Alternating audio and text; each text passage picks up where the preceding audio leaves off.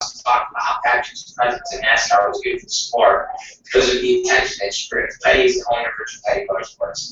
She had been a man, nobody would have ever known if she'd show up at a racetrack. Petty said, this is a female deal that's driving her. There's nothing wrong with that because that's good PR for me. More fans come out, people are more interested in it. She helps draw attention to the sport, which helps everybody in the sport. That part is undeniable.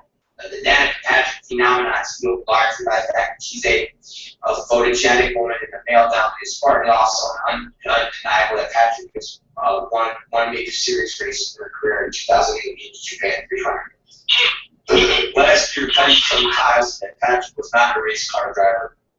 After winning the pole for the season opening Daytona 500 and finishing 8th, Patrick didn't finish in the top 10 again in 2013. Her first full Sprint Cup series, she was 27th in the standings. Is the criticism of Patrick fair? Well, she's certainly not the only person in the Sprint Cup series field who has a small chance of winning the season. She's just an easy target because of her high profile. But the Sprint Cup Series is a unique blend of capitalism and talent because of the costs associated with NASCAR's top level of sponsorship for the survive. It's not that 43 most talented drivers in the stock car race will compete each year. It's 42 other varying companies and talent level and financial power. Currently, Patrick is one of those 43. Plus, who knows how small those chances of winning anyway. With the way that restructured plate racing is set up in NASCAR to keep speeds down. Pack racing prevails at Daytona and Talladega. You have to draft and the ability of cars to keep close to each other because of the turbulent air brakes, possibly a big crash, which means restrictor plate racing can be quite random. Couple that randomness with that Patrick will undoubtedly be the fast car in the fourth plate races, and she could enter the picture way sooner than people think. But until she does comments like these will remain. There's nothing wrong. Hey, you know I'm a big pro-woman supporter of all that shit, but it's totally fair. The only reason Danica Patrick gets the attention she gets is because she's an attractive chick in fucking NASCAR. She's horrible. She's never fucking won, except what, the Japan race, and all the attention she gets is because she's hot. That's all. That's it. And if anybody is going to debate that, you're a fucking lying douchebag. She is marginal at best. It's kind of like intense when the world had Anna Carvacula, or the one that dated Julio Iglesias Jr. That girl. And she's a girl. This is Anna Carvacula, I don't even know probably co-opted. Seriously. I don't even know.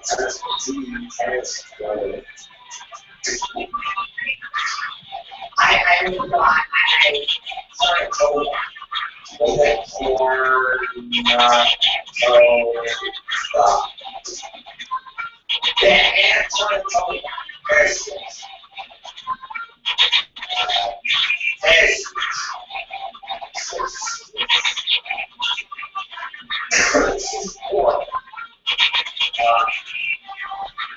Yeah, there's she gets like state dollars. Yeah, she's never won a title. She played doubles where things get more success. And she was famous because she was sexy as fuck. That was it. She was a horrible tennis player. And that is basically Danica Patrick in racing. Sorry, and that's not the women game. That's true. You know that. I love it. I want to succeed, but Danica Patrick only gets what she gets because she's attractive and she's a racer. Other than that, she's shit. She's horrible. And any fucking male racer that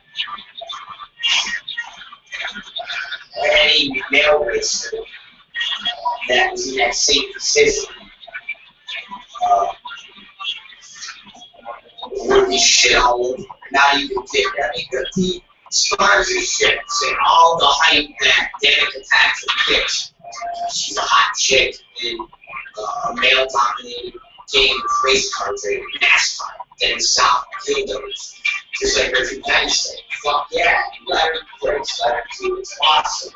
The horse races, the more you get all these redneck jerk-offs, the more these southern races. They talk about how to eat blacks, gays, fucking Italians, and everybody else. Yeah, but remember, that's it. Other than that, she's a horrible race car driver, and she'll never fucking win. Because there's guys that are better than her that don't have sponsors, that don't get what she gets. Because she's hot. Because she poses fucking naked, Sports Illustrated. Same thing with that current overbook. She's a horrible tennis player. But you would never know it. So again, you didn't know anything about race car racing and titles and things. Why you would think Daniel Patrick was like a fucking Richard Petty? You want to get how many days of Thunder Tom Cruise championships did she win? And you're like, none. So half the time she doesn't finish the race, she's that shit. You'd be like, oh, wow, I see her everywhere. Yeah, because she's a chick. That's why. Same thing with Anna Kournikova. She was horrible. But if you would have fucking, you would have thought she was the Venus sisters. And you're like, no, she's just a white girl, a white Russian girl that was like fucking posing in Playboy and shit. And then on fucking weekends, you come see her on CBS going, hello, everybody. With her fucking skirt raised up. How is everybody doing? It's the Rob Black Show. I am here with you. I am the maestro, Robert Black. And it's great to be here on this April 15th, 2014. How is everybody doing? It's another nice day here in the Valley. It's another nice day here in North Hollywood. Yes, it is, ladies and gentlemen. Another nice day. Woo! Woo! I can smell the aroma of North Hollywood filth mixed in with roses, mixed in with I don't even know. Mixed in with sunshine, mixed in with everything else that goes along with the nice weather. And we are definitely getting out of the cold into the summer. Actually, it's spring. And I'm very excited. And so I have some news to bring forth to all of you. I'm sure some of you will be distraught. I'm sure some of you will be happy. I'm sure some of you really won't give a fuck. So, nonetheless, I'm going to give it to you anyways. Starting on, I'm going to get my exact calendar going. Starting on May 1st, which will be a Thursday.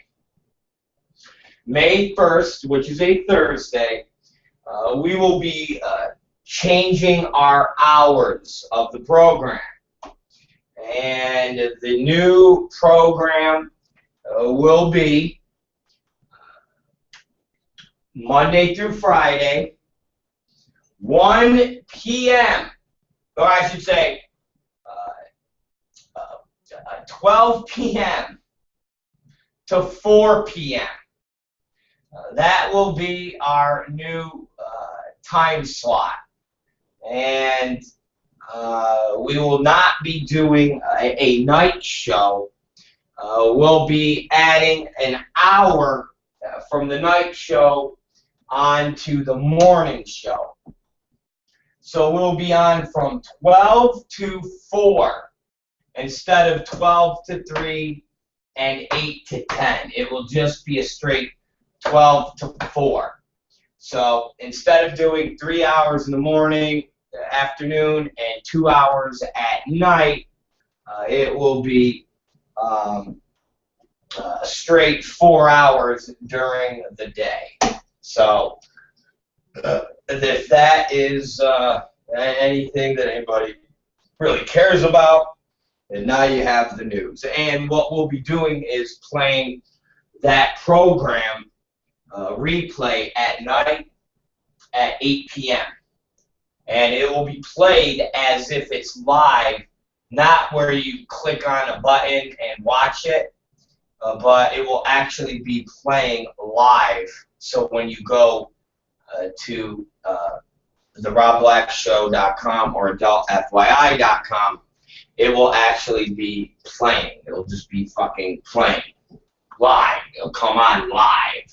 So that is a change that will be taking place. That's going along with our whole new format and our whole new setting, our new offices, all that bullshit. We're in the process of trying to figure out where we're moving to. We've been looking at places in Van Nuys. We've been talking with different landlords about where we can go. One place only wants office stuff, so they don't want a radio show, so to speak.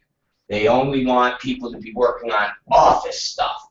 And I said, well, what the fuck does that mean?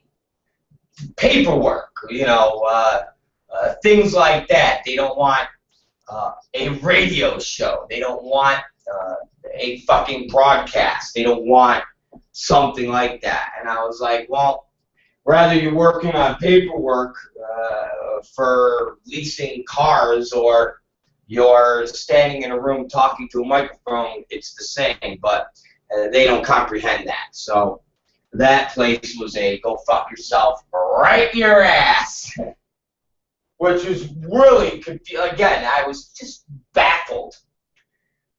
I was baffled. My favorite word, baffled, and that's what I was. I was literally baffled at their distinction of some form of radio show and a office work, like just sitting in an office and crunching numbers as an accountant. It was very perplexing, but nonetheless. So we're basically, like I said, there's a bunch of different places we're looking at. We've been talking with different people. So we'll eliminate one, and then there's one that I just don't want, but we can get it, but it's just really shit. It's just a fucking empty warehouse with one office and a bathroom. Just an empty warehouse. Like it's like a warehouse, as if you were get it back in the days of production and set up wood racks and ship DVDs out of it. It's that type of warehouse. And I'm like, that is I could walk into it today, but I'm kind of like, I don't want it. It's just ugly, and the process of going and actually building it up and making it look kind of cool would be a fucking process. The only benefit would be holding a ring. It could hold the ring in there. So I easily have the ring. But I had decided on not putting the ring in there because we actually have a gym that we're working with in Inglewood. I know, Inglewood, down in the city. A huge MMA place that we're going to work together and bring the wrestling company out there. And they have a soccer arena, an indoor soccer arena that was going to be converted into the XPW arena. It's a beautiful soccer arena, indoor soccer arena. So the flooring is all AstroTurf, fucking nice. So that was the game plan. And so I don't want the fucking building, the warehouse building. But as we start crossing shit off, it's like, ugh. So there you go. But regardless, April 1st, Thursday, May 1st, starts the new schedule. So regardless if we're here still or we've moved by then, I'm not waiting anymore to do this new schedule. So it will be April or May 1st. So that's when the new schedule will take into effect as far as the TV and radio show. So basically, you'll hear the first 2 hours on Blog Talk, and then the last 2 hours you'll have to go to theroblackshow.com, adultfyi.com, and a couple other sites that are being put together right now to where you could view the stuff. So that's it. And of course, YouTube. If you're a YouTuber, if you're a fucking YouTuber and you like to just watch the show on YouTube, that is the concept. So there you go, guys. You have the skinny. You have the 411. Don't you feel good for having that? I know I feel good for giving it to you. I really don't care. I don't fucking care. I mean, I care about the times. I don't care about feeling good and giving you these information. So there you go. That's it. That's the goddamn Rob Black Show. Okay? That is it. Got no other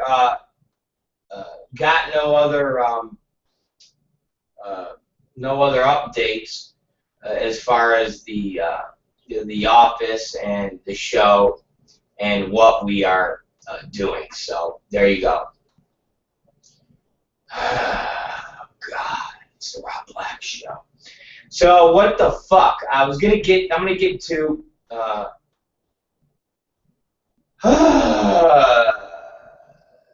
get to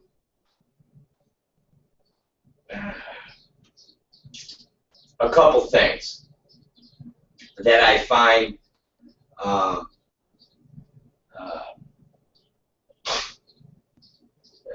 incredibly fascinating. So let me start out by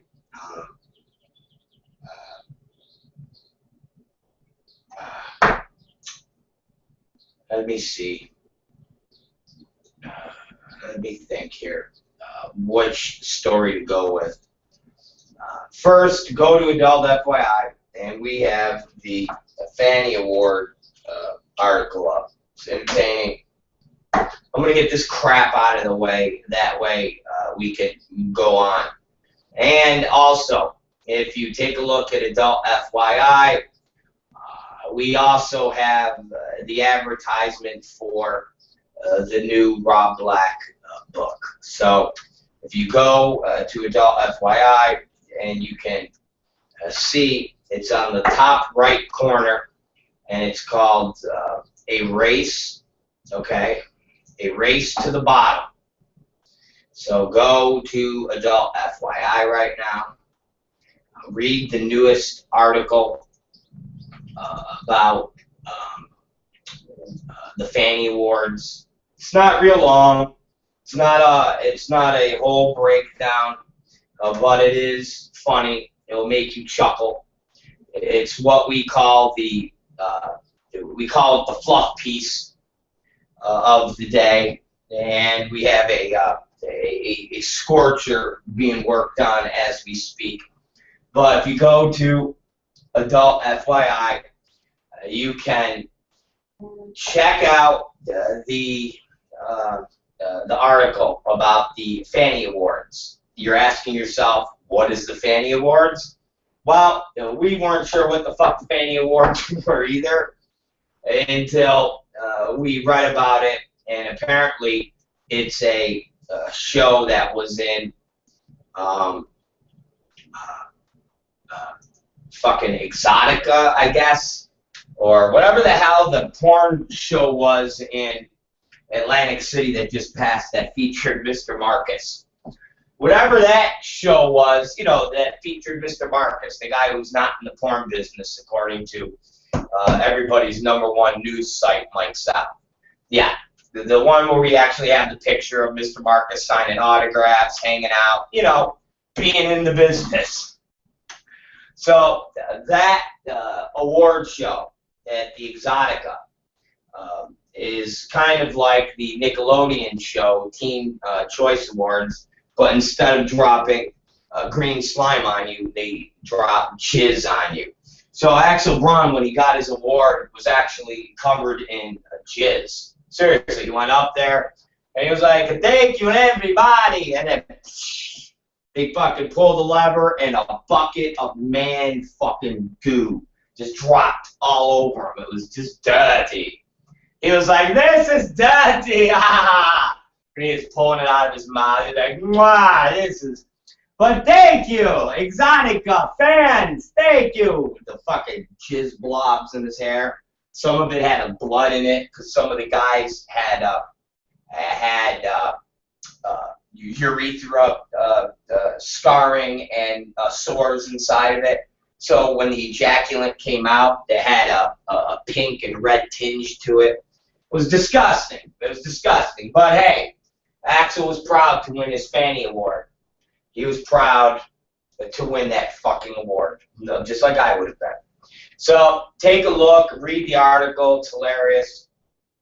But more importantly, click on A Race to the Bottom of the Porn Dump, the new Rob Black book, available on Amazon.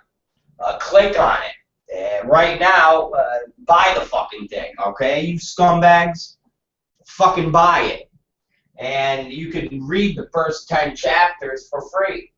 And tell me if you don't think they're fucking funny. If you tell me if you don't think they're fucking highly entertaining.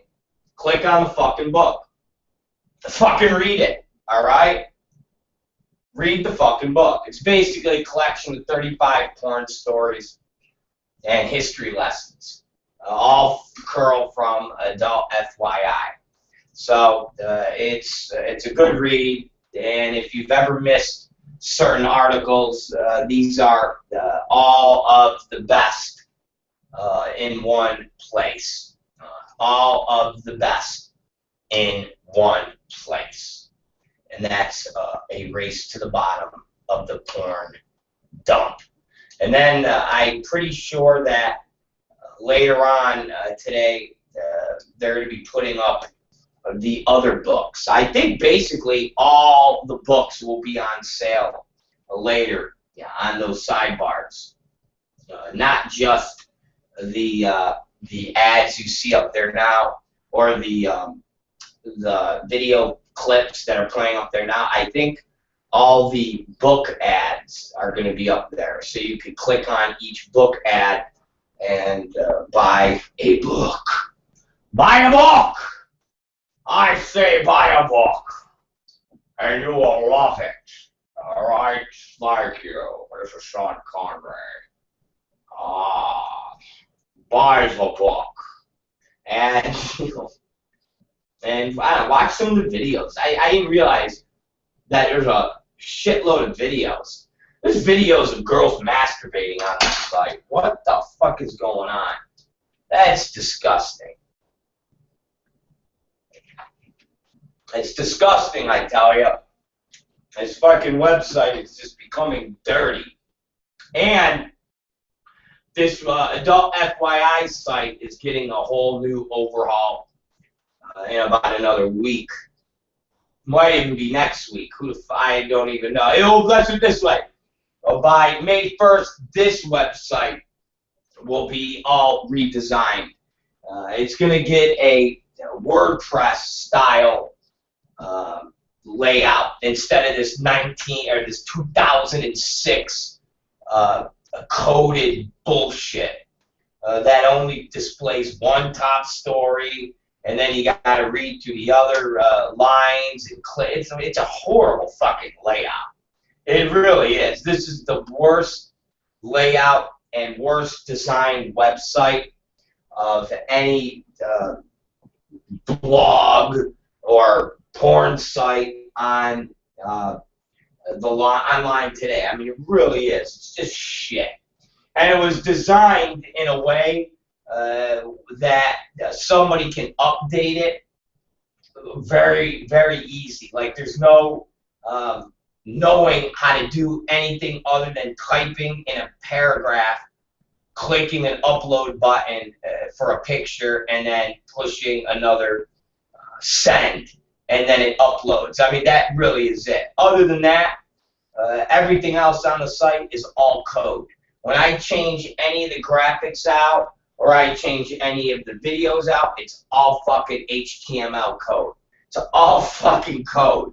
It's not a fucking WordPress template where you just push a fucking button and like you're in Romper Room and move fucking boxes around like this. This is all fucking code. So if one little piece of code is off, the entire site doesn't fucking work. It's a fucking nightmare. It really is. It's just a shitty-ass nightmare. So that will be restructured, and hopefully by next week it'll be done. We were going to do it a month ago, and then we got sidetracked with something. I don't know what the fuck we got sidetracked with. But we got sidetracked with something and decided not to embark on changing the site. But we're going to do it hopefully by next week. So you guys will see that, and you'll love the new. It's not going to be anything revolutionary. It's not like we're going to reinvent the wheel.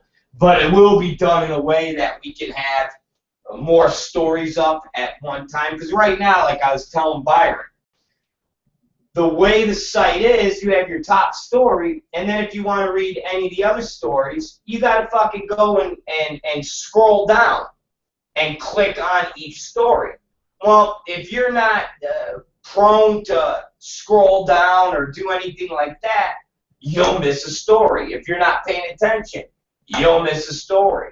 And I like to keep some of those stories as a top story longer than, 5 hours or 6 hours. That's fucking bullshit.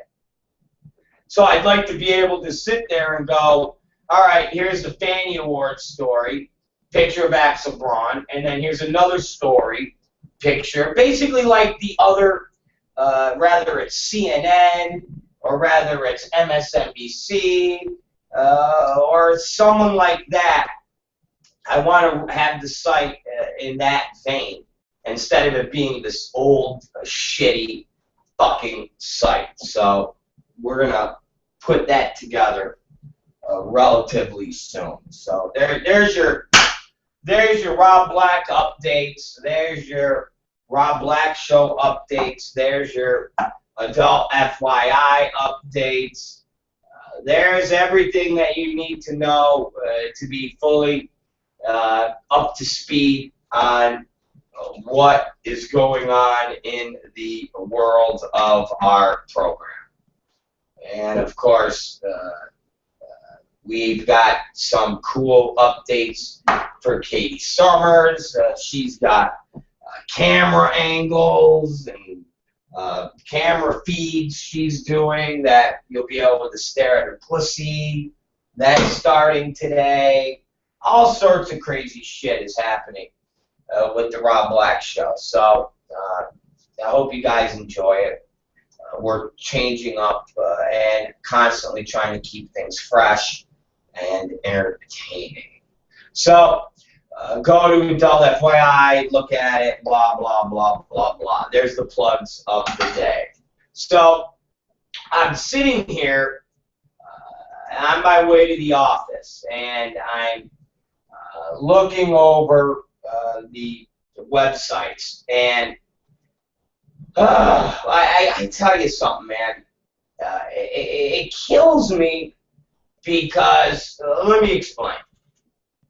I know everybody wants to talk about herpes. I know everybody wants to talk about gonorrhea. I know everybody wants to talk about AIDS. I know everybody wants to talk about all of these things that are in our business that people really like. Seriously, I know everybody loves to talk about all of the things that basically make this industry great, from Manwin and the fucking pirating and tube sites and blah, blah, blah, blah, blah.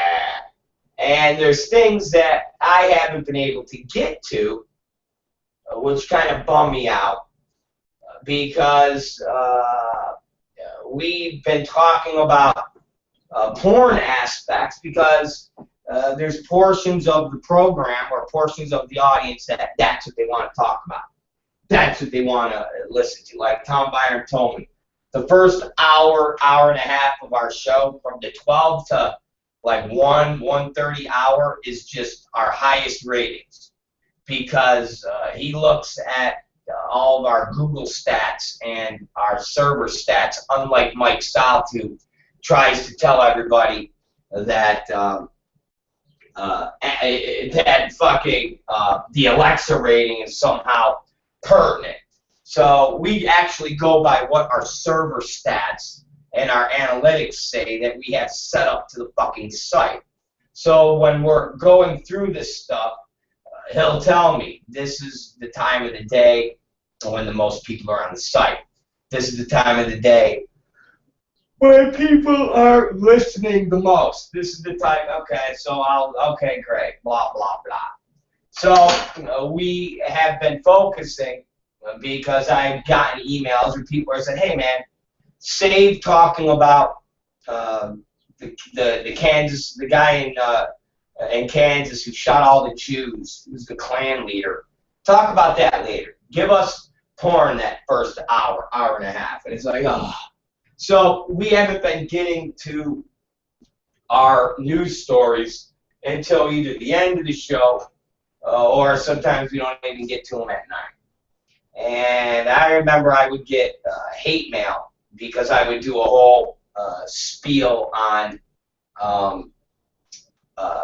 watching a movie and talking about slavery and the plight of the black man, and I get people to say, "Fuck you, Rob, you fuck." You know, you want to hear that? You're a piece of shit. Yada yada yada yada yada. So I basically focused on pornography in the morning, but I gotta tell you guys, you know, it's such a fucking downer. It really is, because, you know, at least when we're talking about politics, or we're talking about current events and things like that, there's actually logical arguments, or there's debatable things. When we're talking about gun laws, we can actually debate and take positions. Patrick and Dan and people would hit us up, and we would all engage in conversations about, you know, the ins and outs of gun laws, or just things that you could actually have meaningful debate about. But when it comes to the porn business, man, I'll tell you, it really is a race to the bottom. And, you know, we talked about how AVN and XBiz really were nothing more than press release sites. That's all. Nothing more than press release sites. And all you would do is go there for press releases. So it was really just a way to go and riff off some of the funny things that they would report on. And we talked about yesterday this business not being as big as everybody seems to assume It is, because when you strip down all the layers of all these hidden stakeholders, and there is no stakeholders. There really is a limited amount of people that control things, because there's really not that much left to control. It really isn't. There's really not much of an agent business left. There's really not that much of a production business left. There's really not that much left as far as cable. There's really not. I mean, when you fucking break it all down, Hustler is the real sole owner of all of the cable channels that are on your Time Warner, your Dish Network, all of that. Which then is followed by Playboy, which is one channel. I mean, that's really it. And there's a gay channel. So you basically have very limited amounts of things that are being controlled by people. So at times it's just press releases. You talk about press releases. And the other site, and like I've said, I've broken this down as far as, you know, CNBC, Fox News, on what our media sites are. And I used to consider Mike South being the Fox News, but Mike South really isn't Fox News. Mike South is really the Glenn Beck of porn. He really is nothing more than somebody that has a website that just perpetuates lies after lies after lies. And he's homophobic. He really is. He's anti-gay. He's definitely racist. And how do you know that? We brought up the point that he was racist before, and he instantly did a post talking about how he had a black girlfriend. When somebody uses that, you instantly can smell the covering up of the fact that they're a racist. I mean, really, when somebody instantly goes to the, well, I had a black girlfriend, that is the telltale sign that they are a racist. So this guy, and really to dissect everything that Mike South and his website lie about is going to be something that we're going to be putting together very soon. And it's going to be part of the new site where we're just going to have a segment about MikeSouth.com and the lies and propaganda, like a good little Hitler Youth. That's all Mike South does. He's Hitler Youth. He will tell the lie over and over and over again, and make it bigger and bigger and bigger, and hopefully people will listen to it and believe it. And that's all he does. And it really is amazing. And so the guy will go on tangents about people or about businesses, where then he will lie and lie and lie and lie. And when he's done lying, he lies some more. And when he's done lying after that, he lies some more. And yet he will throw around and call everybody else names. He'll call other websites, you know, they consider the source where those people come from, consider what they're saying, they're liars. Rob Black's website, he lies, and yet he can never, ever point out where these lies are. If you challenge Mike South on the fact of lying and where we lie, he can never do that, because he himself is the one that is full of lies, full of hypocrisy. And that's all he does. And I'm the only person that really goes after him. You have some of the other websites, seriously, you have some of the other websites that will hit him on one thing here and there. And the last big thing that Mike South was outed on was huge, about him performing without tests. That was huge. But if you look at who Mike South is and what he's about, that's the tip of the iceberg as far as his lies and his distortion. Now, we talked about this last night, and we'll talk about it again today because we'll fold it all up neatly. If you go to Mike South's site today, he's back on Treasure Island. He's back on the gay company. And more importantly, he's back being homophobic. Now, let me give you guys a little history lesson. Never in our world of adult entertainment has anybody ever attacked anybody part of the gay community. And what I mean by that is the gay community and what they do in their movies has always been completely separate than the straight community.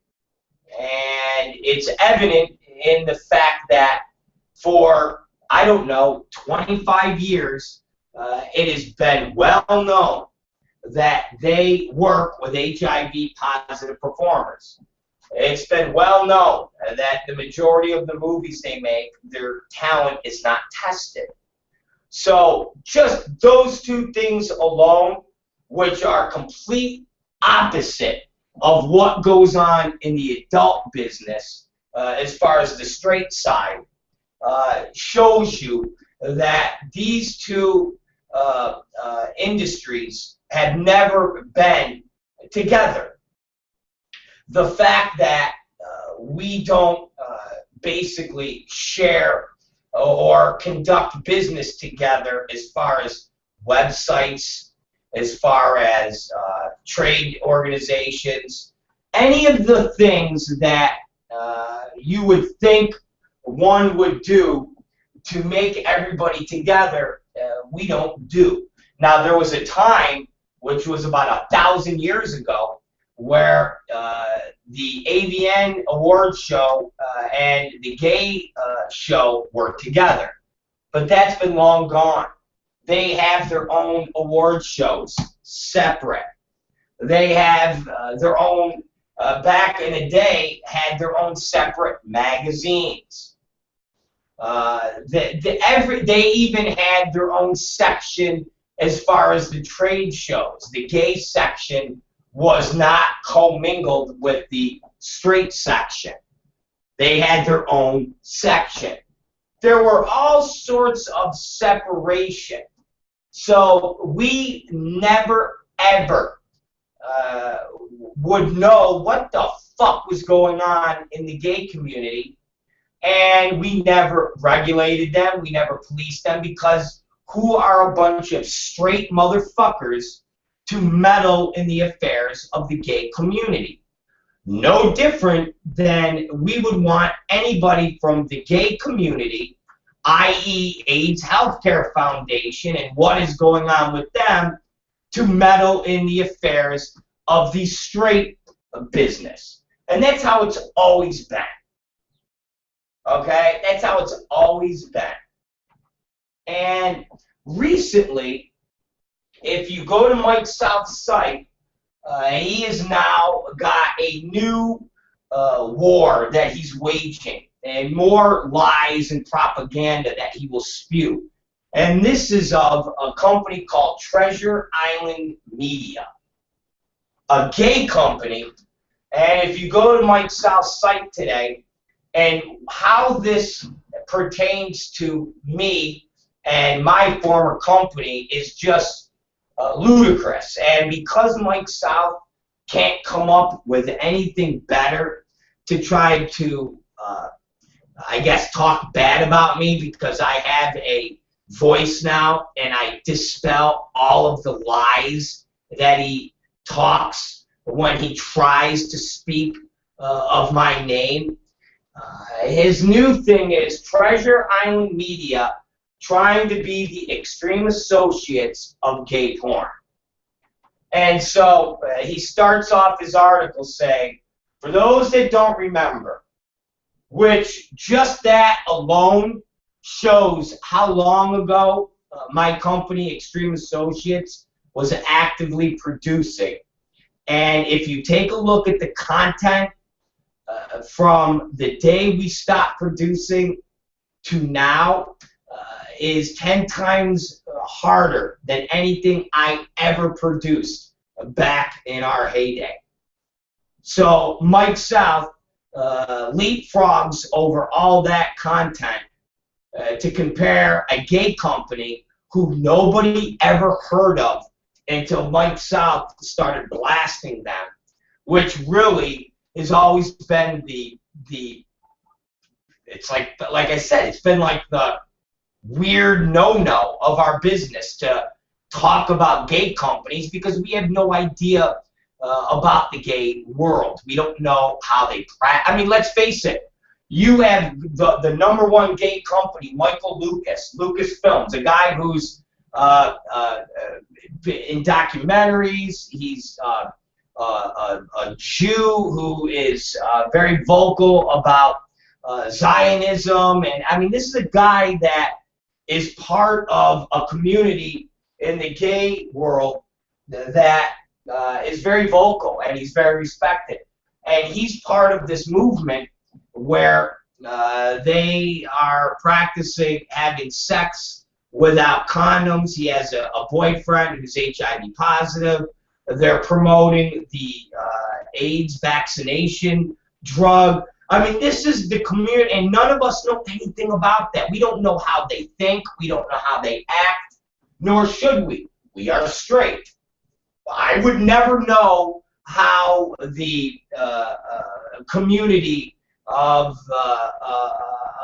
in the homosexual world thinks when it comes to their drugs that they take as far as antiviral. I mean, I don't know any of this stuff. Nor should I know because I'm not part of their world. So I should not be speaking as part of an authority on that world. But Mike South not only speaks about their world, but he talks about a porn company that, again, he has no concept about what he's talking about. Because let me explain to you guys. This is what Mike South says. For those that don't remember, Extreme Associates was Kazoo's company. And this guy's he really, I mean, again, this is a guy that is perpetually caught in lies and lies and lies and lies. And he continues to then perpetuate more lies. So Extreme Associate was Kazoo's company that specialized in abusing females, which was a lie, making them drink vomit, lie, enema excrement, lie, urine, and such his antics rightly landed him and his wife in federal penitentiary. It would appear that Treasure Island Media is following suit. What makes this relevant? So now he goes, well, let me tell you what makes this relevant. Is that a lot of these guys, not the amateur submitting, are performing in straight porn with the help of Caberjack and other such drugs. If the FSC were smart, yeah, right, they take a stand. And then, of course, he goes, a reader sends this. And it's a link to a Treasure Island Media video on their straight8yupgayporn.com. It's a gay porn tube site. So basically, Mike South, okay, Mike South has got guys that are his listeners, or God knows whatever else he's doing, are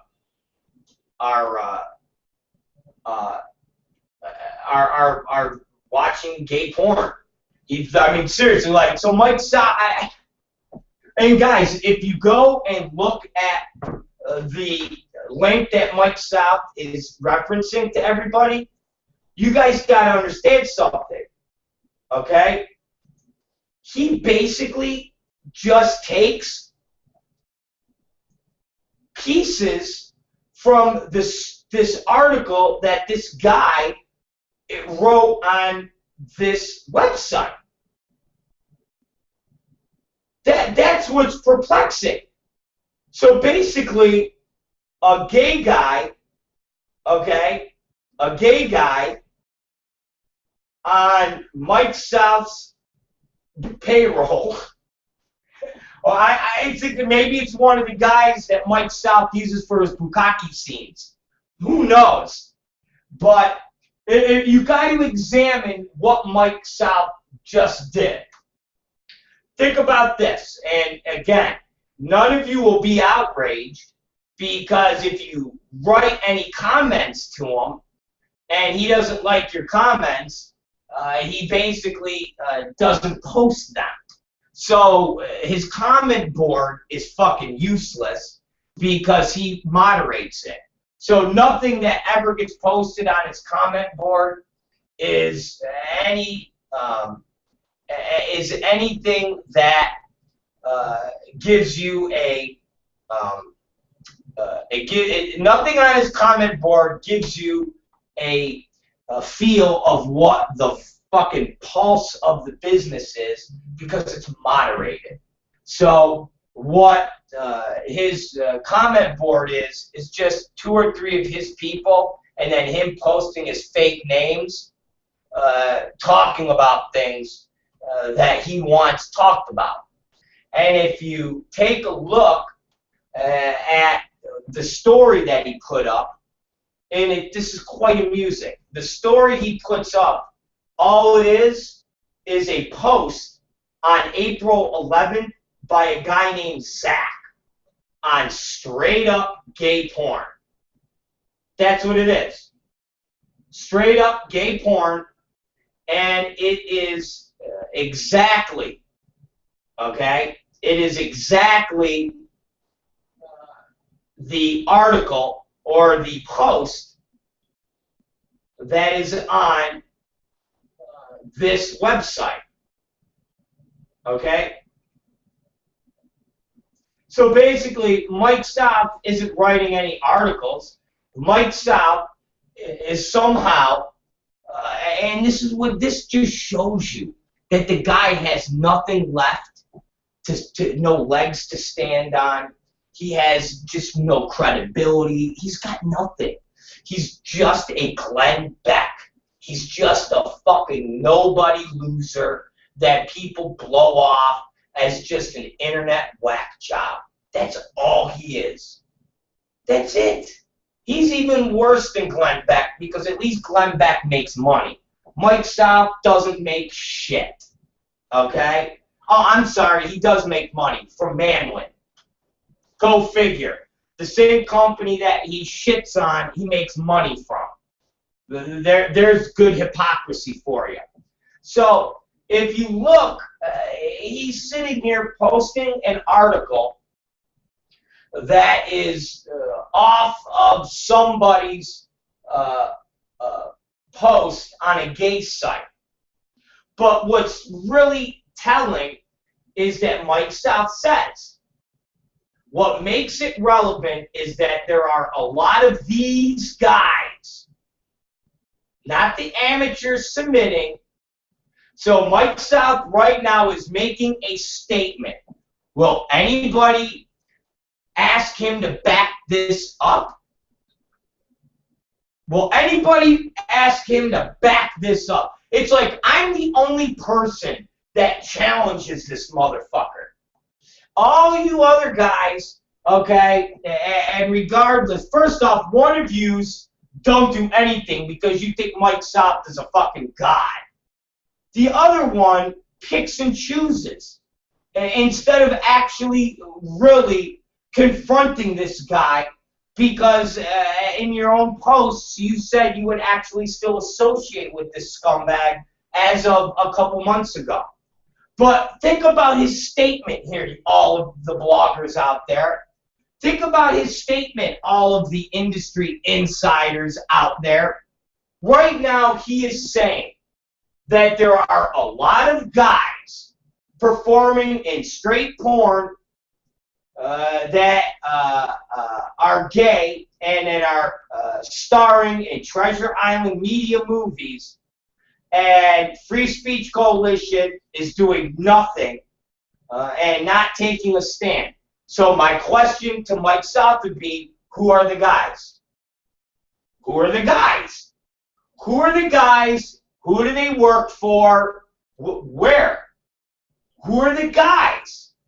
Or is this just a Mike South knows because these guys come over and fly to fucking Georgia and suck them off? Or is it one guy, and that's what Mike South is turning into, a lot of these guys? Once again, he brings my name up and my company, who hasn't done a movie since 2007. So 7 years, okay? 7 fucking years, we haven't done a movie. And out of our library of almost 1,000 movies, what he is considering making drink vomit, enema, excrement, urine, abusing females, 90% of that, well, abusing females, bullshit. Never be. I again defy somebody to come out and talk about a girl who was abused on set. She talked about being abused on set and was beaten up. Any of the stuff that we could sit here and go, porn star punishment. Does everybody remember porn star punishment? Yep. Does anybody remember all of the kink scenes that we've been talking about? Yep. Princess Donna and things that she does? Yeah. Mason? Yeah. I mean, we could go down the fucking shit. Nacho Vidal. I watched the scene where Nacho literally has got a knife, and on top of that, he's punching a girl in her face for an Evil Angel movie. He's got her in a headlock, and he's punching her in her face. I give you handfuls of Evil Angel movies that make anything that we did 7, 8 years ago look like a walk in the park. So instead, Mike South, like I said, he's got nothing left in his fucking tank. He's got nothing left in his little bullet bag. So instead, he just basically cut and pastes from a gay tube site. That's what's even funnier. So he has somebody gay that's part of his clique, and they called him up and went, "Hey, Mike, take a look at this website. Look at your buddy's Treasure Island." And Mike went, "Oh my God. Well, I wish I was there and they were doing that to me. Oh." So he takes this guy's post, he reworks it and reposts it on his site, and then throws in, "Rob Black used to do this stuff, and there's a lot of guys that star in Treasure Island videos that are now performing in straight movies in the porn world, in the straight side of our business." So, once again, I will say, Mike South, who? Give us a list of who. Or is this a, I know, is this kind of like the Mike South knowing of the disease? Is this the Mike South knowing with his eyeballs which one of his Bukaki boys have disease and who don't? What is it, guys? You gotta, once again, help me out here. Because Mike South is making a blanket statement that if nobody challenges him on it, he gets away with it. And I'm the only guy that challenges him. That's what's pathetic about you all. I'm the only person that challenges this lying scumbag. I'm the only person. You want to see the other challenge, guys? Since we're on it, and I brought this up last night, see on the top where it says, visit Mike's friends' sites? Mike, he's saying, visit Mike's friends' sites. So what Mike's saying is the people that are on these sites are his friends. Click on the link that says O-Day Porno. When you click on O-Day Porno, guess what you're going to find? A whole bunch of man-win fucking sites. You're going to find man-win sites. You're going to find twisties. You're going to find Playboy. You're going to find Brazzers. And if you click on twisties or you click on Brazzers, okay, and you join twisties or Brazzers, who do you think's going to make money from that? Has anybody got any? Has anybody got any fucking answers on that? Who do you think is going to make money on that? Well, Mike South's going to make money on that. Isn't that interesting? So basically, all of you guys that actually post on his site or read his site and think he's anything more than a low-rent Glenn Beck who just spews lie after lie, realize that the very companies that he trashes, he also gets money from. He gets money from. He gets this. He gets cash from. Just like we've always said, he never attacks Derek Hay and Latata. Why? Because they pay him. He used to run a banner on their site. They paid him. He actually shoots talent. Where do you think that talent is from? Duh. Latata. Tim Tritch, who is one of the Mike South contributors on Mike South's message board. He posts under the name Jilted. He was a consultant for Latata, and he's Mike South's biggest information source when it comes to all the Free Speech Coalition, AIM Healthcare, and dealings going on there. Mike South is associated with Latata. He's associated with Derek Hay. End of story. Mike South talks about Manwin, but yet he makes money from Manwin. Mike South talks about Free Speech Coalition, but yet when you go to J.D. Odenberger and Associates, the first thing that pops up is somebody who's on the board of Free Speech, named Reed Lee. Reed Lee is on the Free Speech Coalition board, just like Christian Mann, just like Peter Ackworth. So the very organization that is spreading lies about Mike South, guess what? They're also giving Mike South money. And this person, Mike South, is actually somebody who you all go to his site and listen to and actually believe in the bullshit that he spews. And what's his new target? Treasure Island Media. His target is Treasure Island Media. His target is a gay company. Something that he has really no business sticking his nose in and trying to dictate how that company should be working.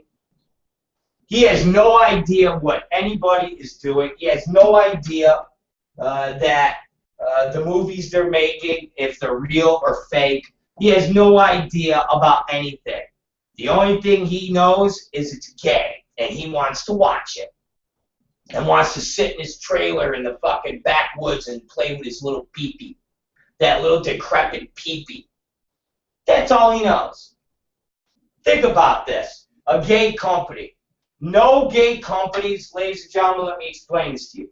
No gay companies historically have ever really gotten jammed up for anything as far as obscenity, anything as far as abusing, slave trading, none of that. You know why? Because it's two dudes.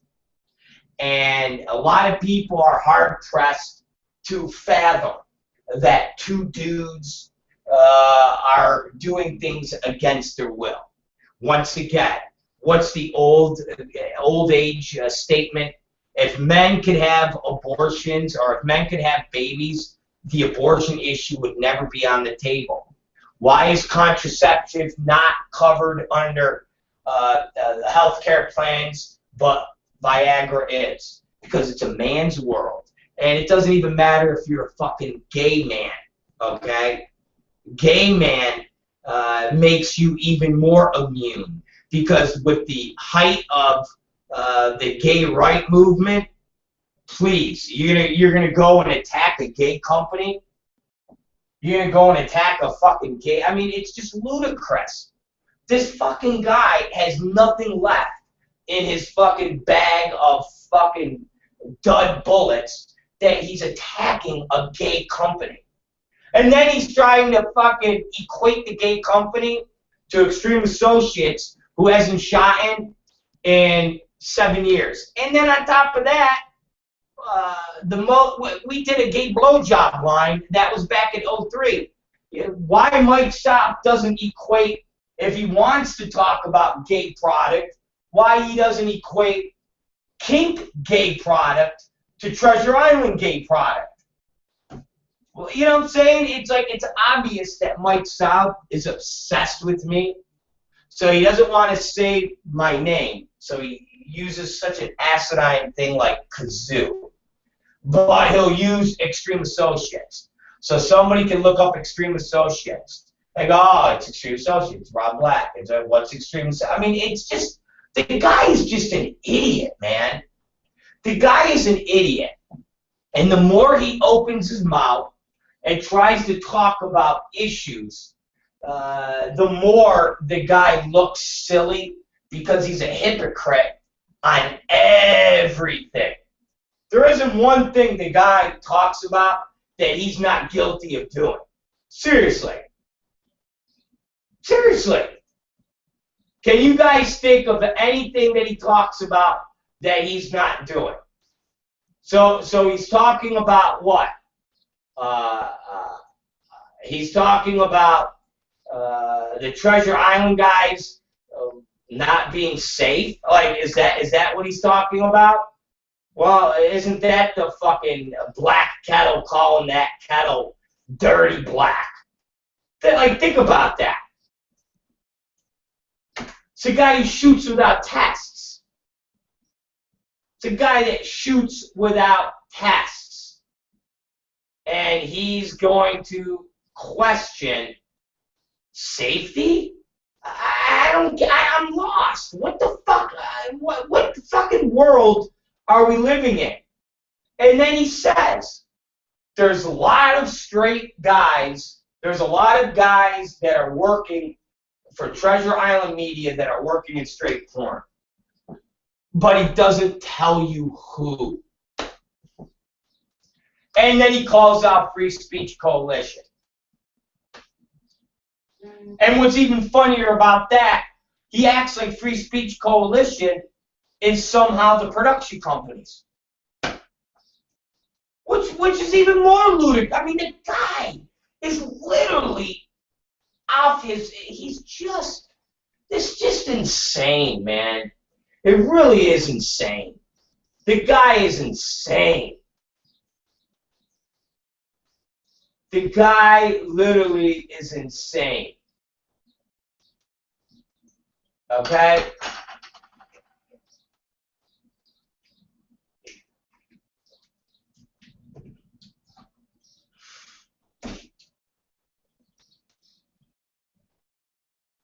I'm just baffled.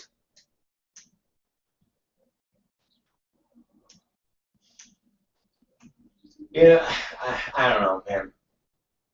You guys, it's just baffling. It really is. If take away the reader sends this, okay? Take away the reader sends this, because that's all cut and pasted from this tube site. So take that away. Mike South makes a statement that his only post is Extreme Associates, Kazoo's company, specialize in abusing females, making them drink vomit, yeah, blah, blah, blah. Landed them in federal penitentiary, blah, blah, blah. It would appear that Treasure Island Media is following suit. What makes this relevant is that a lot of these guys, not the amateur submitting, are performing in straight porn with the help of Caberjack and other such drugs. If the Free Speech Coalition were smart, yeah, right, they'd take a stand. Again, this statement he makes is a fucking piece of Swiss cheese. It has so many holes in it. I don't know. It's perplexing. It really is. So he uses me as the comparison. Well, how about this, Mike?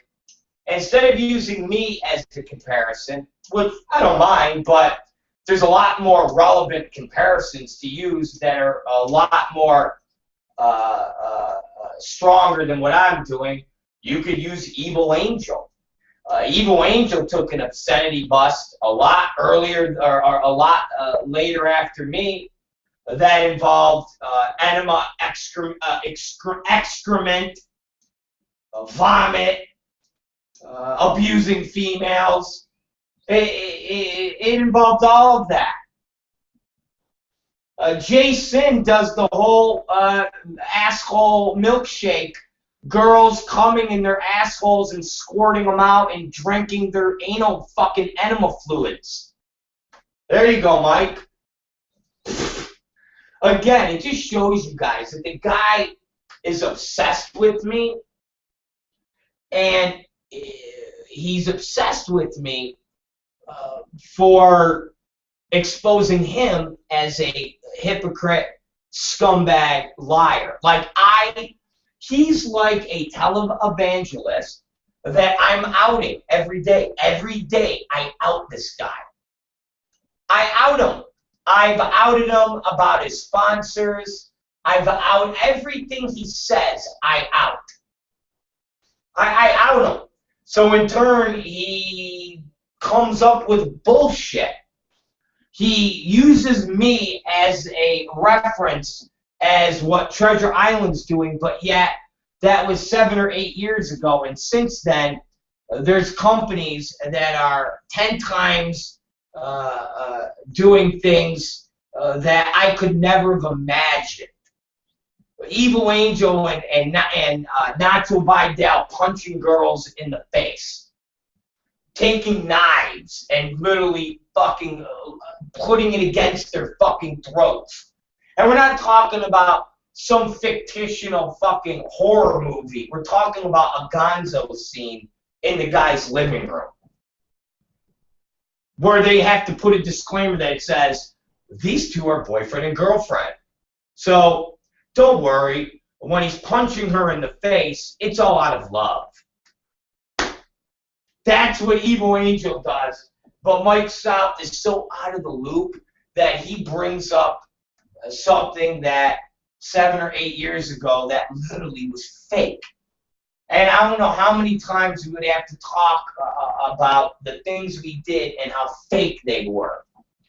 How many times that a girl that enemated in the bowl and then drank it, there would be a cut so that we could clean the bowl and replace it with fake stuff. I mean, things that we did were so obviously fake with so many obvious cuts that today's market, when they watch those movies, the people go, fake, fake, fake, fake. Oh, that's fake. Obviously, that's fake. I get that all the time. All the time. Porn Star Punishment, or a Nacho Vidal movie, or a fucking any of those evil angel films, they're fucking 10 times harder than we were. Fucking Mason. Have you ever seen some of the older Mason stuff? Oh my God. Mason, she basically sat there and said, I'm going to fucking take everything beyond the fake stuff Extreme Associates did, and I'm actually going to do it for real. Kink.com, having 75 strangers off the street beat a girl like Cameron Bates so bad that they rupture her tit. She has to go to the hospital. Like, seriously, is Mike stopped in another fucking stratosphere? Is this somebody that is so upset that I fucking stooged him off and basically showed everybody that he is full of fucking shit?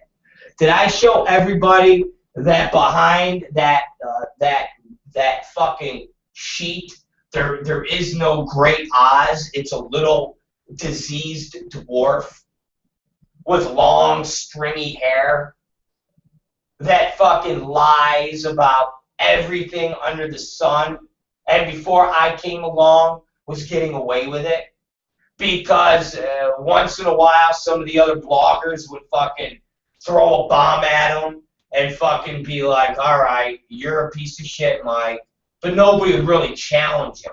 Gene Ross wouldn't even fucking challenge him because Gene Ross didn't like the fact that Mike South would fucking make fun of him. So Gene didn't like that. I go back in the archives. Gene never fucking attacked Mike South. Nobody does.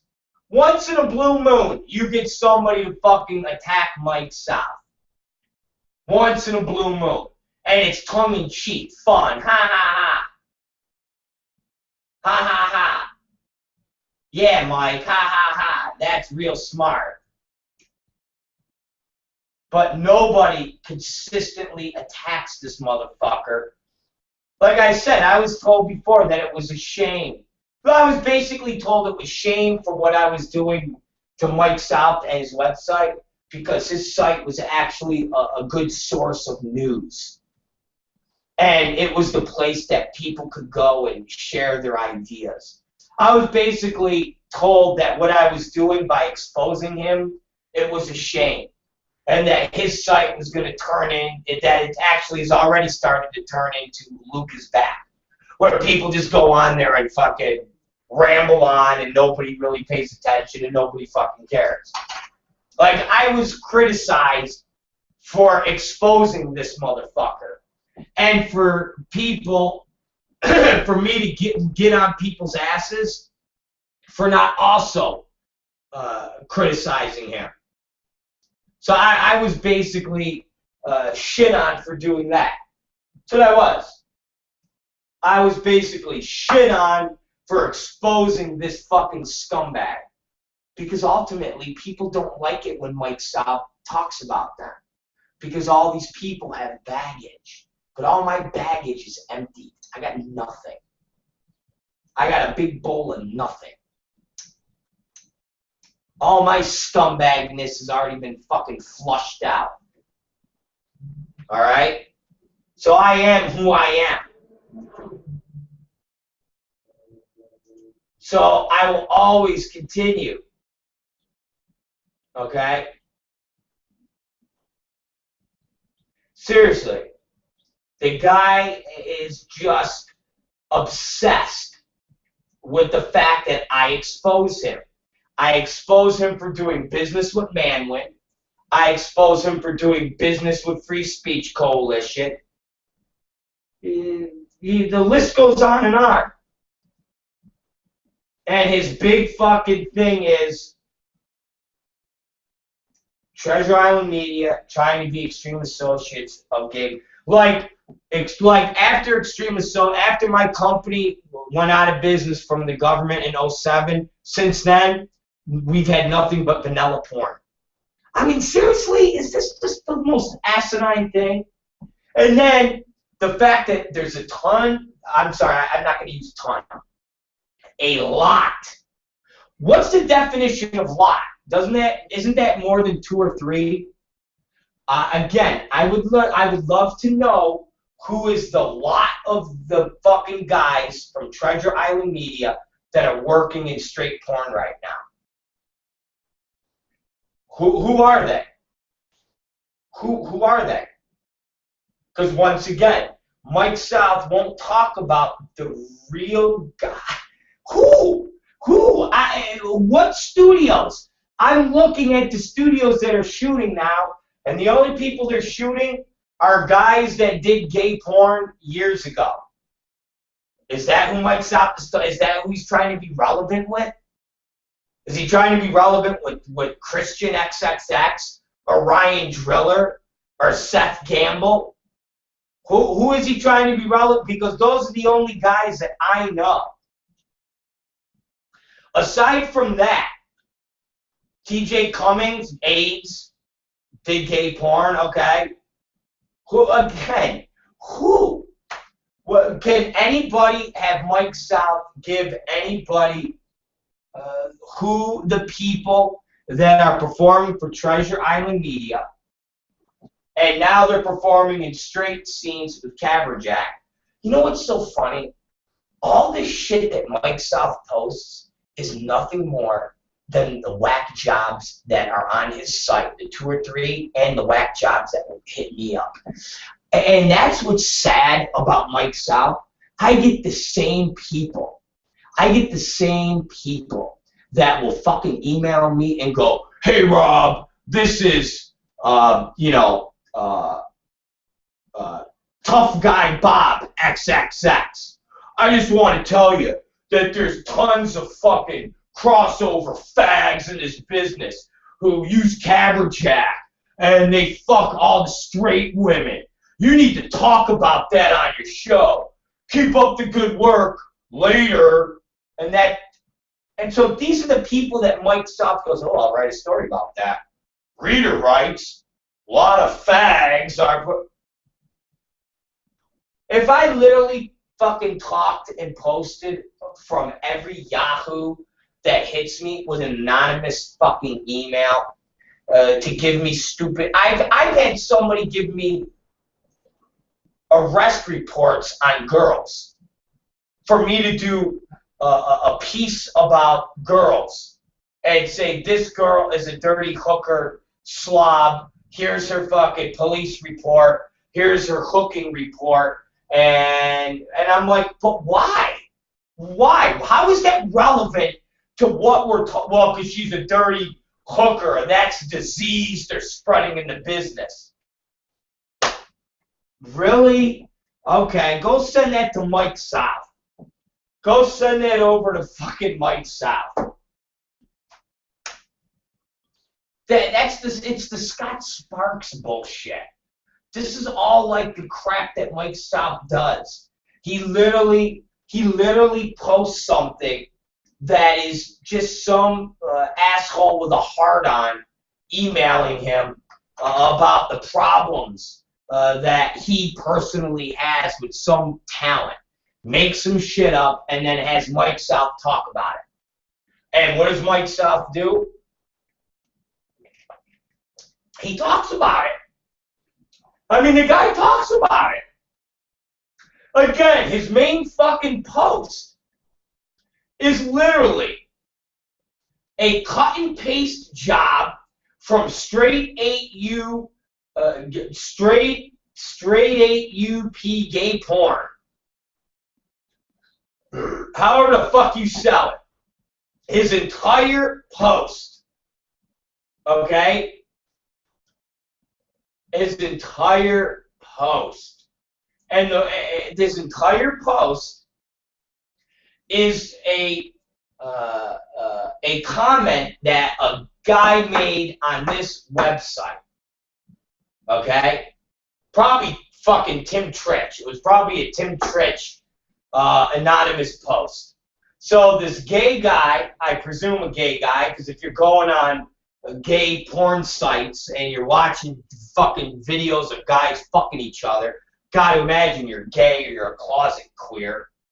So basically Mike South posts a guy's comment. And above that, the only thing that is his own words are Extreme Associates used to do movies that were bad 8 years ago. Since 8 years ago, the entire business is now vanilla. And now there's a gay company called Treasure Island Media, and they're trying to be like Extreme Associates.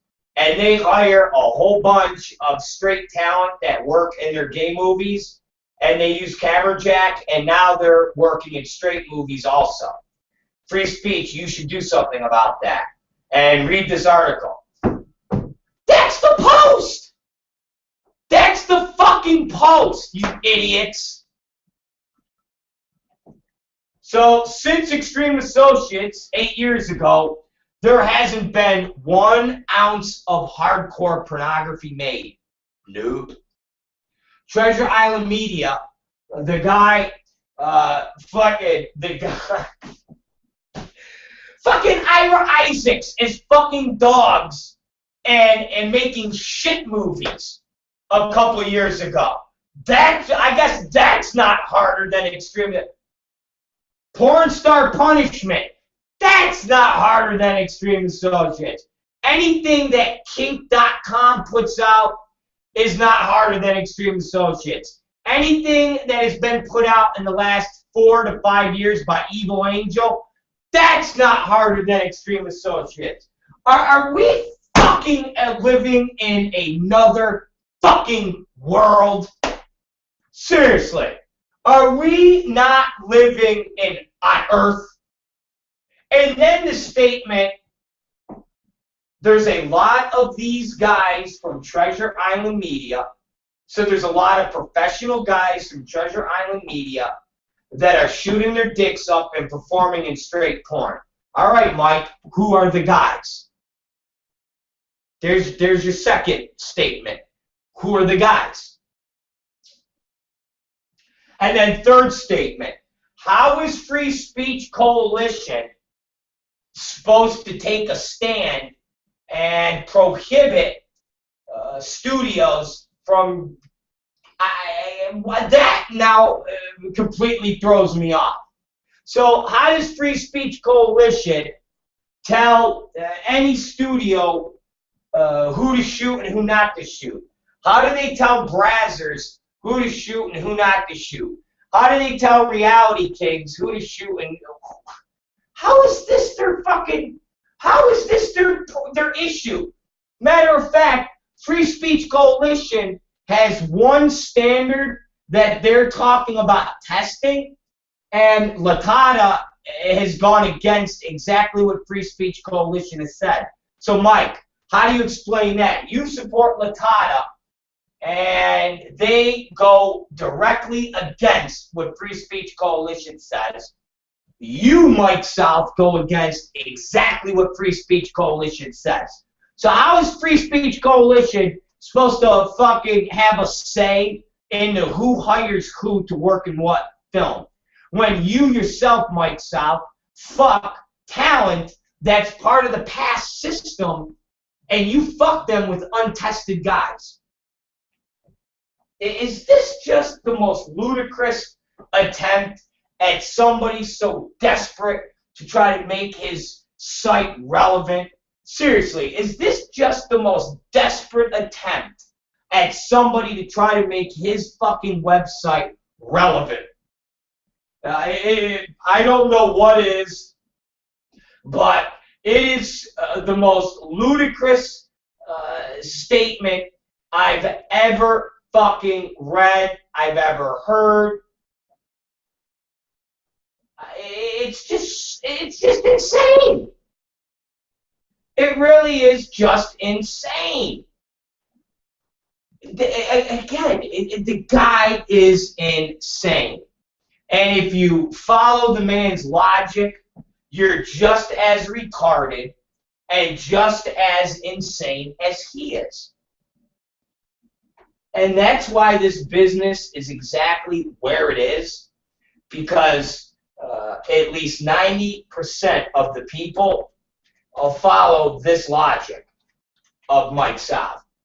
And the people that are part of this Mike South movement, who literally believe in the bullshit that he spews, that literally believe in the bullshit that he has spewed for almost 2 decades. I mean, I'm telling you, you can't get any more delusional, okay, than Mike South.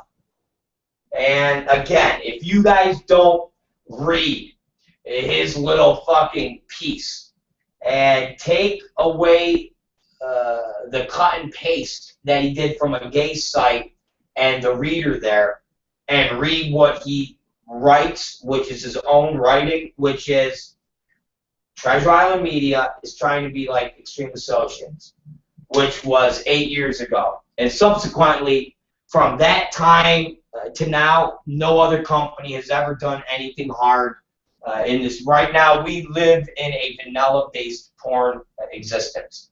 Seriously, didn't you guys know that? From the day I shut my doors in 2008, from that point to now, all of the pornography that's been shot is all vanilla-based. Do you know that? Kink.com, injuring women, no, never happens. Porn star punishment, no, never. None of these things happen. It's all lovey-dovey. Mason movies, no, never happened.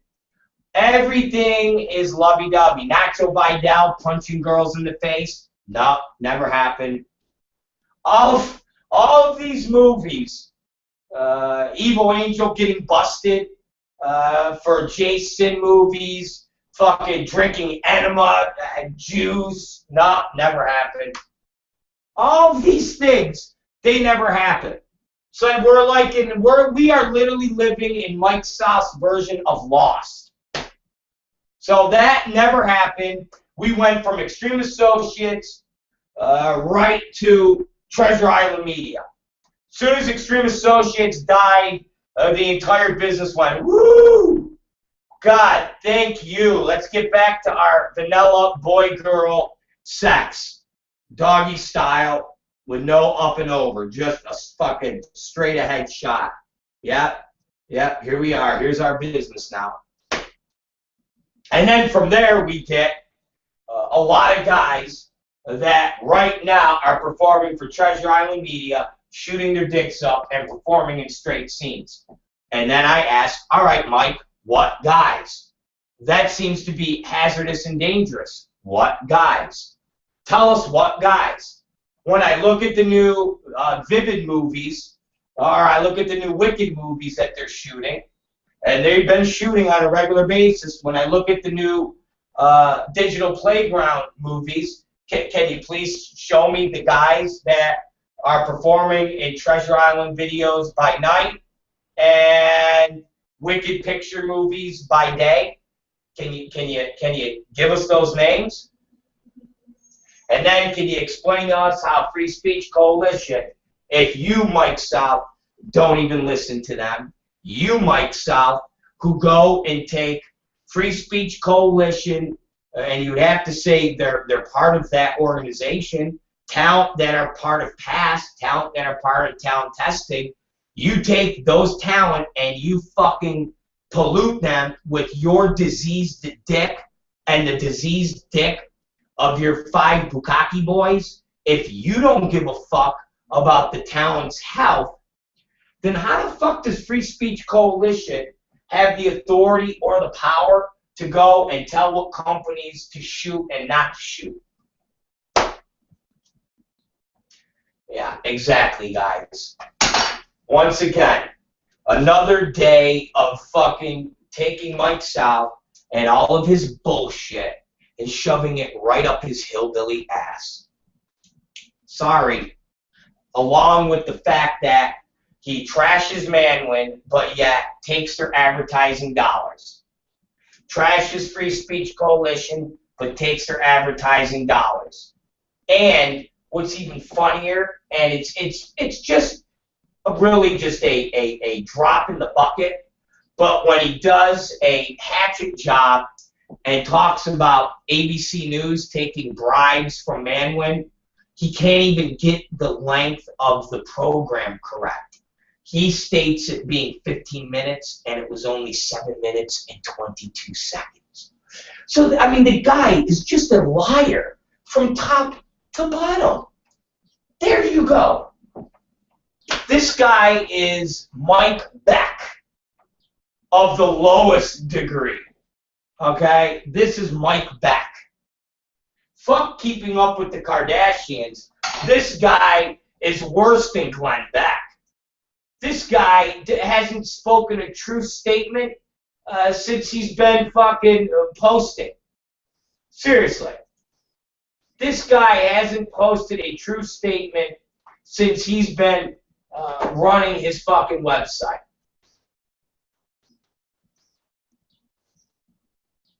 And like I said, his message board is moderated, so nobody will challenge him.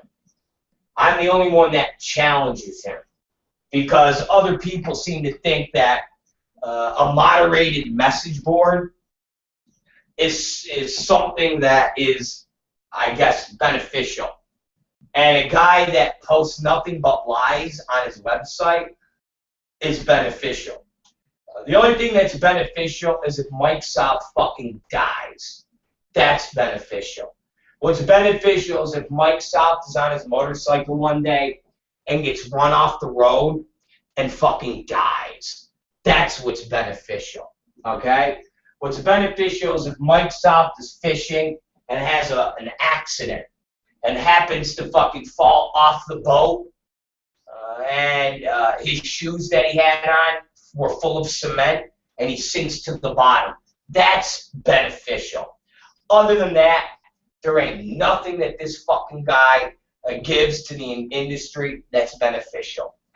He's already been outed as the #1 hypocrite, lying scumbag there is. And just the fact that he advertises for Manwin and takes their money and in the same vein talks shit on them is disgusting and deplorable. Once again, go on up and click on Visit Mike's Friends sites. And O'Day Porno, you will find Manwin sites that you can join. When you join those sites, who gets money? Mike South. There you go, ladies and gentlemen. Again, it never ends in this business. It never ends, man. It really doesn't. It never ends. It's the Rob Black Show. We're going to take a break because you guys are fucking just crazy. And when we come back, I don't know what we're going to talk about. We're going to talk about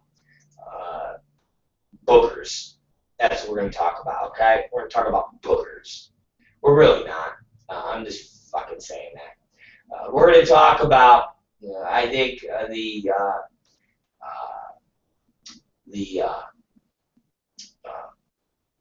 XRCO awards. So we'll be back in about 5 minutes. Just listen about Jessica Drake, the American whore. She's beautiful, though. She's an American whore.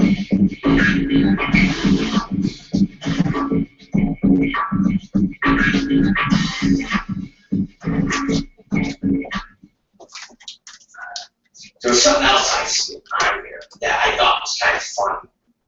I want to say it was about Jessica Drake. Oh, I remember what it was. Let me go, since we're talking about Jessica and her scary talent.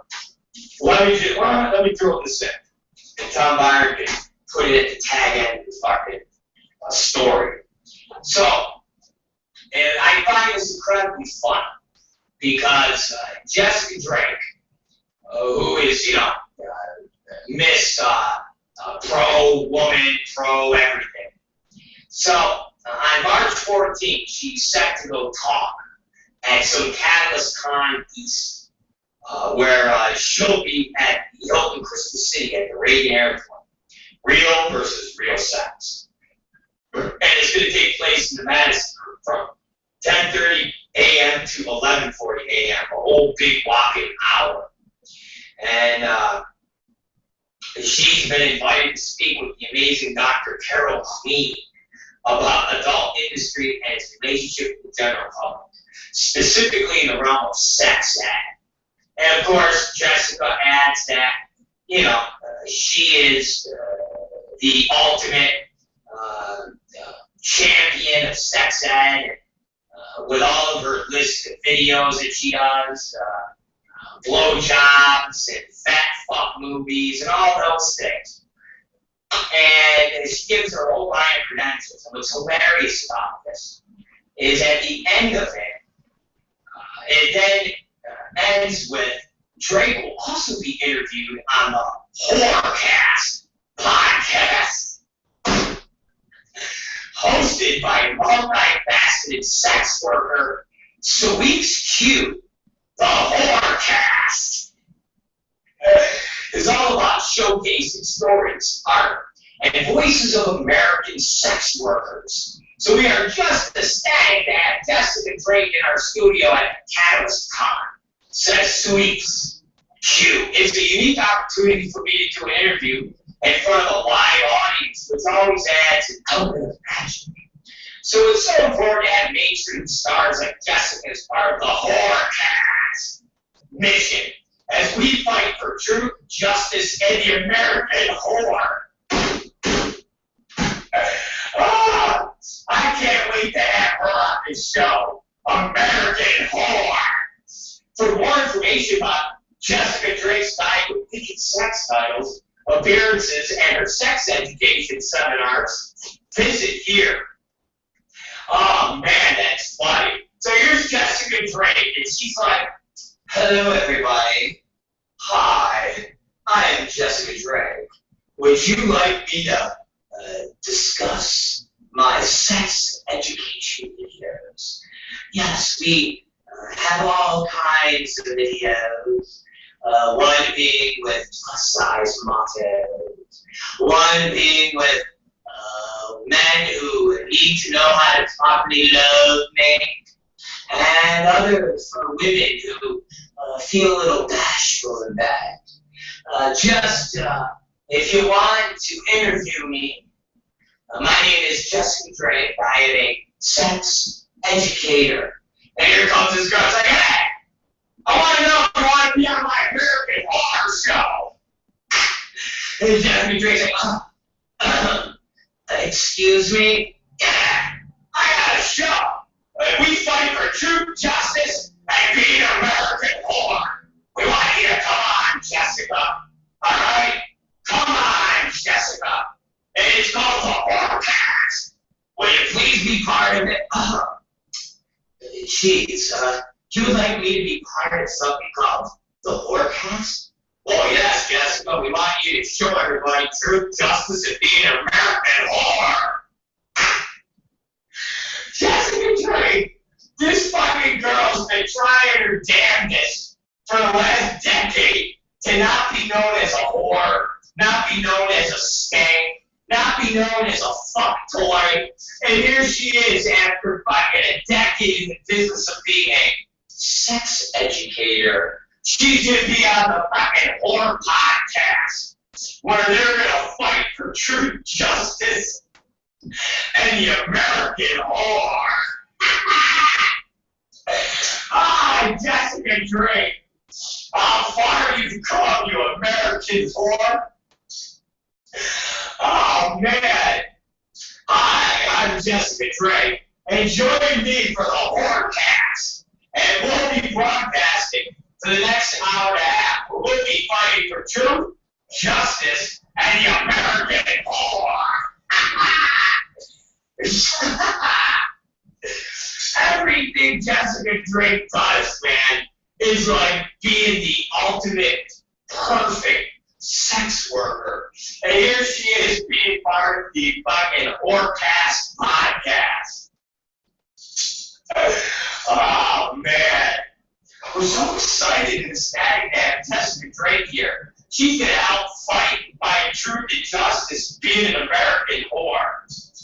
If I walked up to Jessica Drake and said, hey, what's up, American whore? She'd say, fuck you, Rob. I'd be like, bitch, you're part of the fucking horror podcast where the catchphrase is truth, justice, and fighting for the American whore. Bitch, you're an American whore. Are you going to run from the fact that you are part of something called the Whorecast? And you'll be fighting for truth and justice and to be an American whore. Not an American badass like fucking Kid Rock song about. But I am American whore. You can call me cunt. You can walk with me while I suck your spunk. Oh man, I want Jessica Drake to fucking wear the fucking American whore fucking bandana. It's just a fucking American flag with a big open pussy and like 78 loads of cum shot all over it. Oh and it's right in the middle of the stars. And Jessica Drake. It's horrible. I'm offended right now, ladies and gentlemen. Rob, don't be so offensive. You're being offensive right now. Alright? It's fucking offensive. It's just offensive. It's all offensive.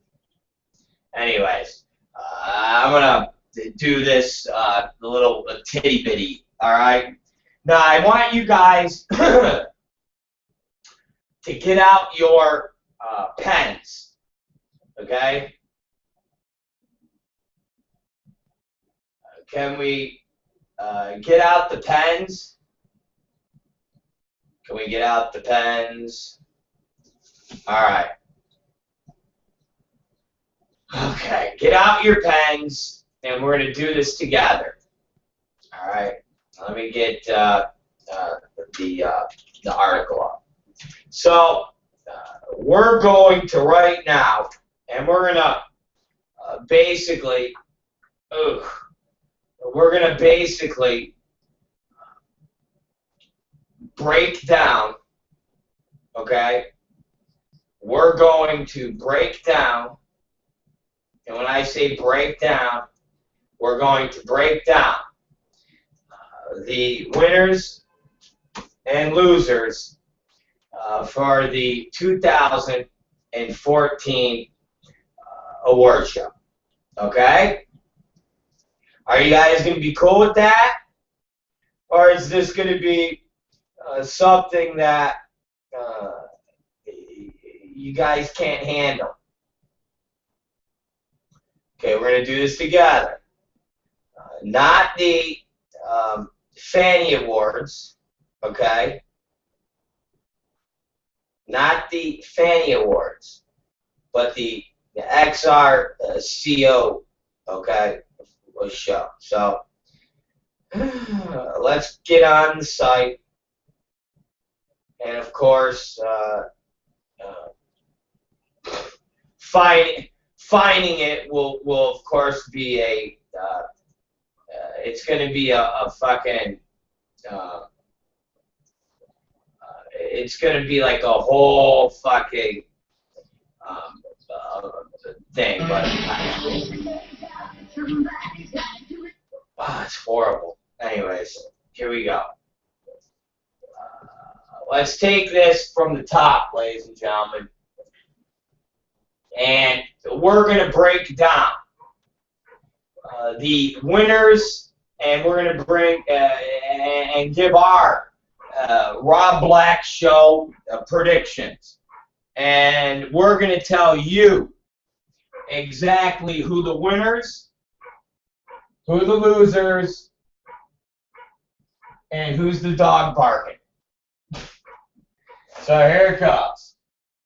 First award that will be given. I don't know the fucking orders, so don't quote me on the goddamn orders, guys. But it says Best Release. Shot on film, digital, or video. Broken Hearts, Smash Pictures, scratch them off. Daddy's Girls, Girlfriend Films, scratch them off. Divorcees, Wicked Pictures, scratch them off. Perfect Secretary 3, New Recruit, Adam Need Pictures, scratch them off. Truth Be Told, Scout Digital, Girlfriend Films, scratch them off. You have Temptation of Eve, New Sensations. The Submission of Emma Marx, New Sensations. And Performer of the Year 2013, Elegant Angel. I'm going with Submission of Emma Marx, New Sensations. That's my pick, ladies and gentlemen. That's my pick. Chalk it up! Mark it up! Then we move on to Best Epic. Bridesmaids, Digital Playground. Throw that in the trash. Code of Honor, Digital Playground. Throw that in the trash. Devil on a Chain, Vivid Entertainment Group. Throw that in the trash. The New Behind the Green Door, Vivid Entertainment Group. Throw that in the trash. The Madison Mad Circus, Juicy Entertainment. Definitely throw that piece of shit in the trash. And Underworld Wicked Pictures will be the winner of Best Epic. Underworld Wicked Pictures. Then we go to Best Parody Comedy, ladies and gentlemen. Best Parody Comedy. We go down. Clerks, Triple X, Inform Parody, Vivid Entertainment Group. Throw that in the fucking trash.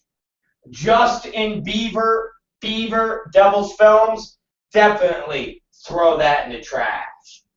This Ain't Star Trek 3, Triple X 3D Hustler. Throw that in the trash. The Walking Dead, a hardcore parody, Burning Angel. Throw that in the trash. What you now have is almost a pick. You have Love Boat, Triple X, X-Play, Adam and Eve Pictures. Not the Wizard of Oz, Triple X, X-Play Pulse. And Grease, Triple X, a parody, Adam and Eve Pictures. The winner of Best Parody Comedy, Grease, Triple X parody. Or it could go to not Wizard of Oz. But either or, it's going in the Jeff Mullen category. It's going to the Jeff Mullen team. And it will be a Jeff Mullen win. But I'm going with Grease, a Triple X parody. Let's move on down to Best Parody Drama. Here it is. All right. Gia, Lesbian Supermodel, Girl Candy, ABN Pulse. The Lone Ranger, Triple X, Extreme Comics. Oh my God, it's the Leaving Las Vegas, Triple X parody, Septo Productions, and This Ain't Die Hard, Triple X 3D Hustler.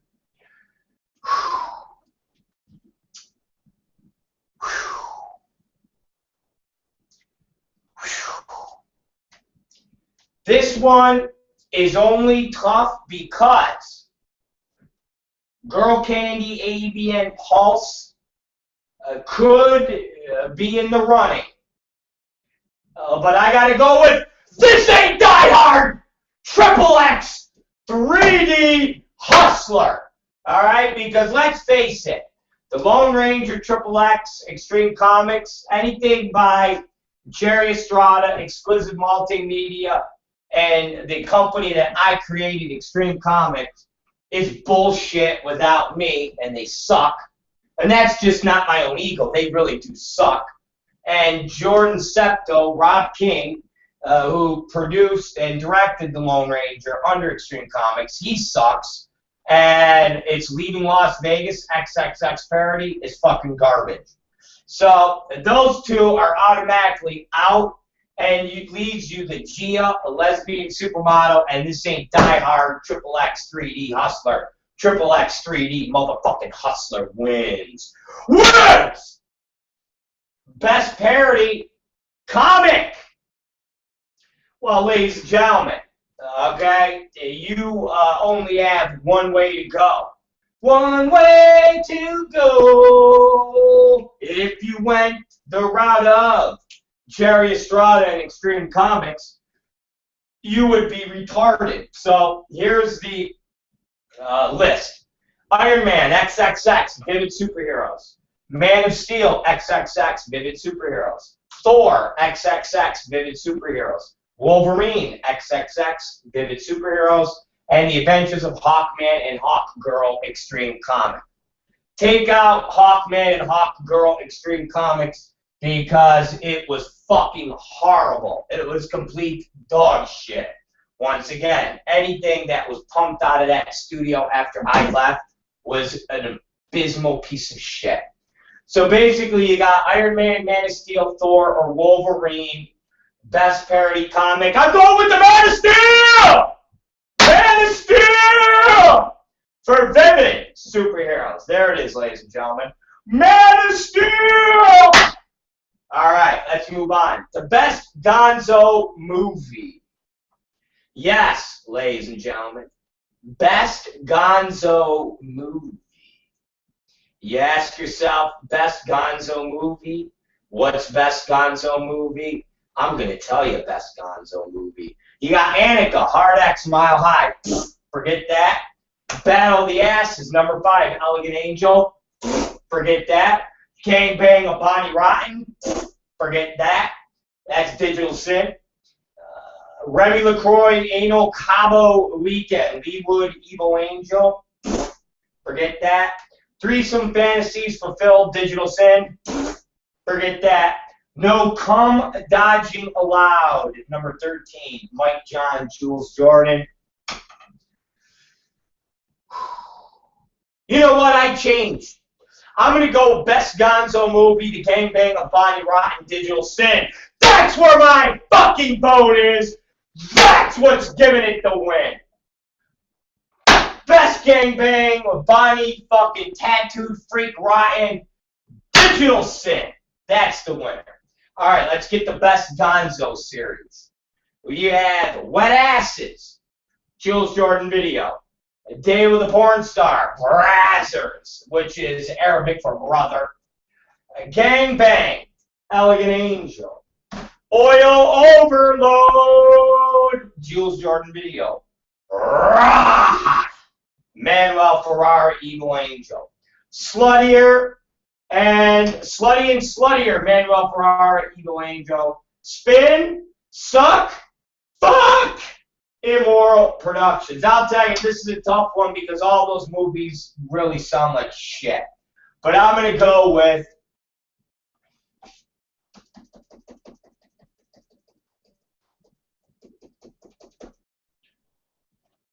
man, it's a tough one. It's a tough one. Here we go. Oil Overload, Jules Jordan Video. That's going to be the winner of that award. All right, let's move on. Best Girl Series. Belladonna, No Warning, Belladonna, Evil Angel. Girlfriends, Third Degree Films. Girls Kissing Girls, Sweetheart Mile High. Meow. Jules Jordan. Mommy and Me, Filthy Films. We Live Together, Reality Kings. And Women Seeking Women, Girlfriend Films. And the winner, hands down, without even thinking about it, Women Seeking Women, Girlfriend Films. Punch it out. All right, let's go to Best POV Series. Barely Legal POV Hustler Video. Forget that. Housewives One-on-One, Naughty America, Pure Play. Forget that. Let Me Suck You. That's Elegant Angel. Forget that. You got Penny Pops, Kevin Moore, Evil Angel. POV Pervert, Jules Jordan. Schoolgirl POV, New Sensations. And Tan Lines, Kevin Moore, Evil Angel. I gotta go with the little dwarf himself, POV Pervert, Jules Jordan! There it is, ladies and gentlemen. POV Pervert from the little dwarf, Jules Jordan. All right, best ethnic series. A Street Latinas Reality King. Who gives a shit? Asian fuck faces. Darko Productions. Evil Angel. Who gives a shit? Big ass Brazilian HIV butts. Reality Kings. Who gives a shit? Big black wet asses. Elegant Angel Productions. Black owned. Jules Jordan. Latin Adultery. Naughty America Pure Play. And Latina Sex Tapes. Mofos. The winner goes to Jules, the mental dwarf, fucking drone midget, Jordan for black. Oh, punch it out. All right, let's move on down. Best director of a feature. B. Scout, forget about it. Eddie Powell, forget about it. Jackie St. James, forget about it. Stormy Daniels and Robbie D together as one, forget about it. Fair Play, forget about it. James Avalon, about 10 years too old.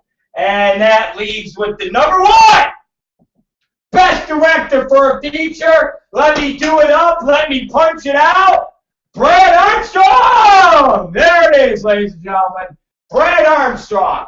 Best director in a motherfucking feature. Big Brad. All right. Big brain Brad. Brad Armstrong. Punch it out. Then we have best director in a non-feature. Manuel Ferrara, William H. Hasn't been relevant in about 5 years.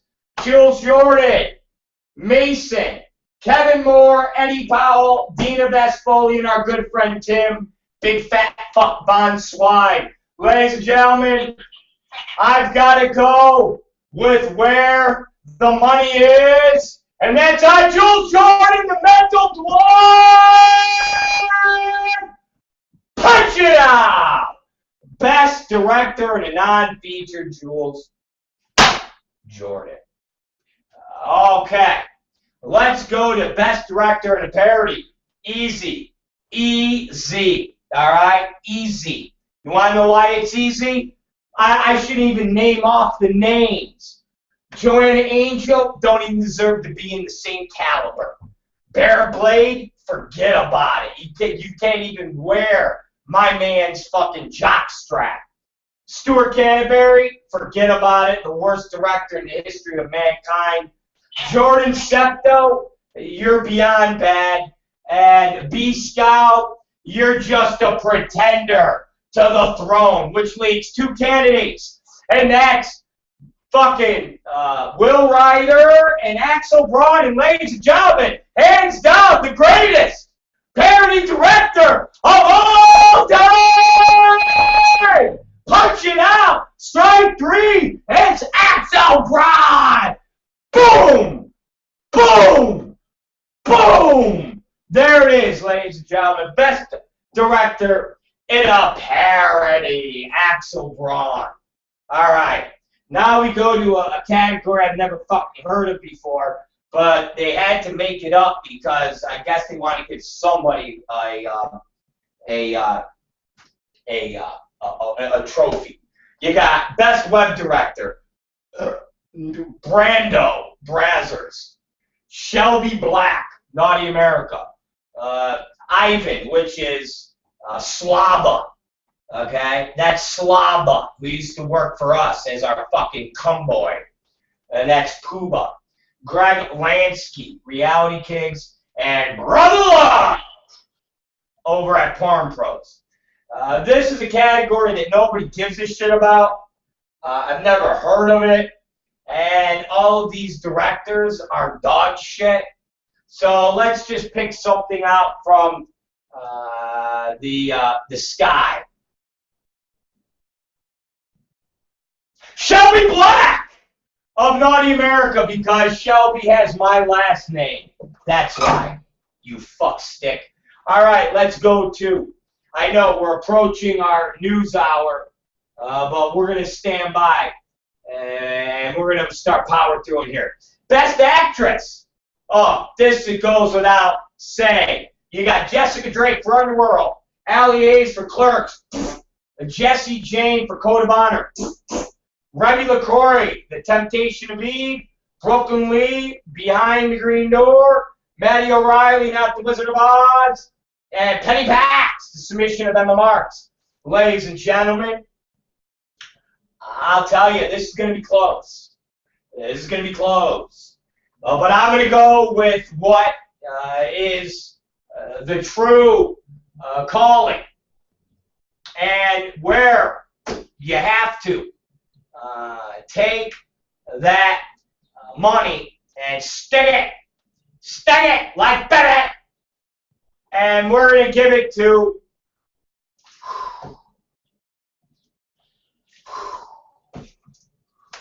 Remy LaCroix and The Temptation of Eve. Yes, that's where we're going, ladies and gentlemen. All right, let's go to Best Actor. Richie Calhoun, Submission of Emma Marks.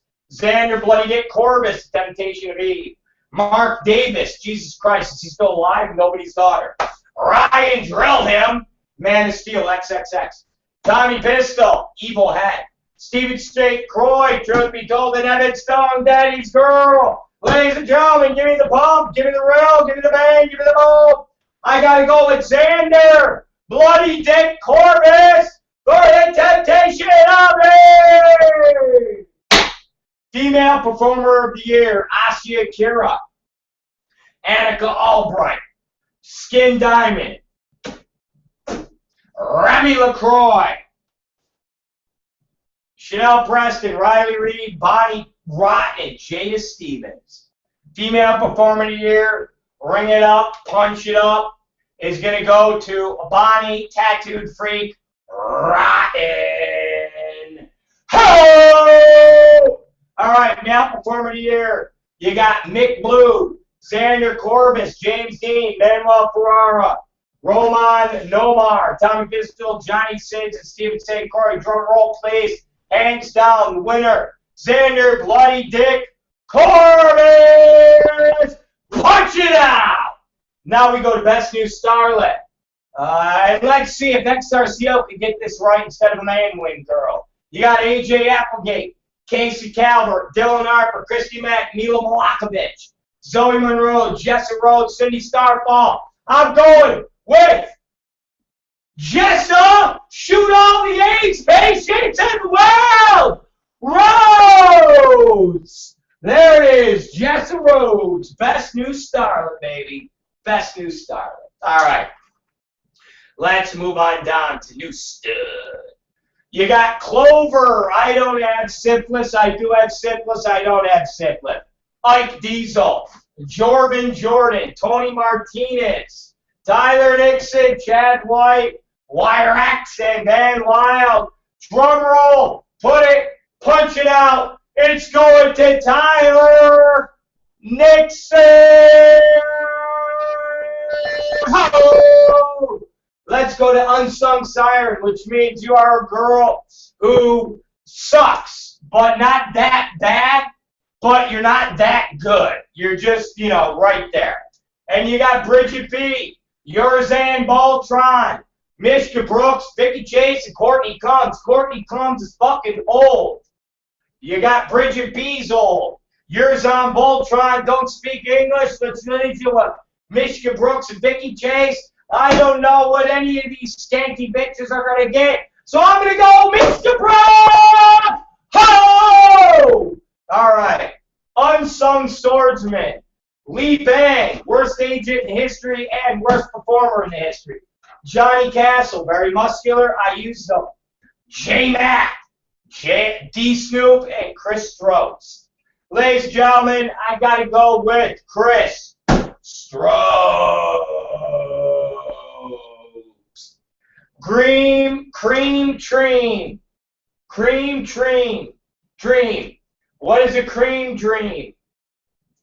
I don't know what a cream dream is, but it's got Adriana Chikalicka, Dylan Harper, Kennedy Leah, Mila Malakovac, Zoe Monroe, Riley Reed, Veronica Rodriguez, Stacy Silverstone.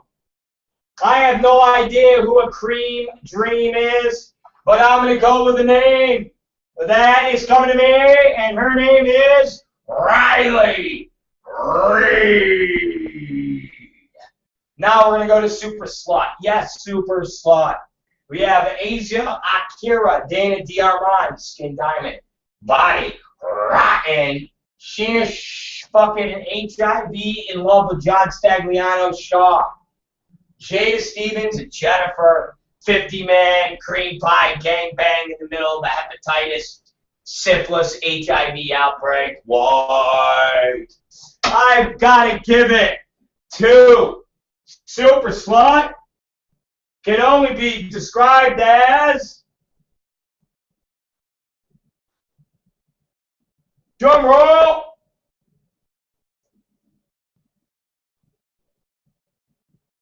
Body Rotten! Woo! Body Rotten. Tattoo freak herself. Orgasmic Orlet. Alright, we're almost done here, and then we're going to the news that we can use. And Katie Summers is ready. She's got the cameras ready. We're almost ready. We're almost ready for the news we can use. We're almost done here with the XRCO predictions. So, Orgasmic Orless. We surmise that's a girl who's great with sucking cock. Okay? And we've got Annika Albright, Vicky Chase, Skin Diamond, Remy LaCroix, Maddie O'Reilly, Riley Reed, Bonnie Ryan, I don't know. But let's give it to Skin Diamond! Orgasmic Analyst, which means this girl loves to get it up her asshole. The girl that loves to get it up her asshole. And who are the candidates? Asia Kara, Veronica Avalov, Skin Diamond, Chanel Preston, Bonnie Ryan, Sheena Shaw, Jada Stevens. Let's give it to the girl, the number one girl, the girl that has the audacity to have the intestinal fortitude, the girl who does not flinch at the look of AIDS. Let's give it to Sheena Shaw, the girlfriend of John HIV positive Stagliano. Ho! All right, let's go to MILF of the Year. And let's face it, we got Julianne, Lisa Ann, Veronica Avalov, Cherry DeMille, Francesca Lee, Ian Summers, and Tanya Chen. Where are we going to go? What are we going to do? What are we going to say? What are we going to do? I've got to give it to one of the hosts of the XRCO, and that being Julie Old fucking Ann, who never dies. She's the Ron Jeremy of the adult entertainment business. All right, now, best comeback out of business for at least 1 year. And we're looking at a couple girls. But it doesn't make any sense because Amy Anderson. Are they trying to say Andy Anderson? Is that what they're trying to say? What are they trying to say? Anyway, Amy Anderson, Katja Kassim, Kaylin, Sunny Lane, Missy Monroe, and Courtney Page. Let me tell you, Missy Monroe looks like shit. Katja Kassim's old and shitty looking. Sunny Lane, she's in, she's out, she's in, she's out. I gotta go with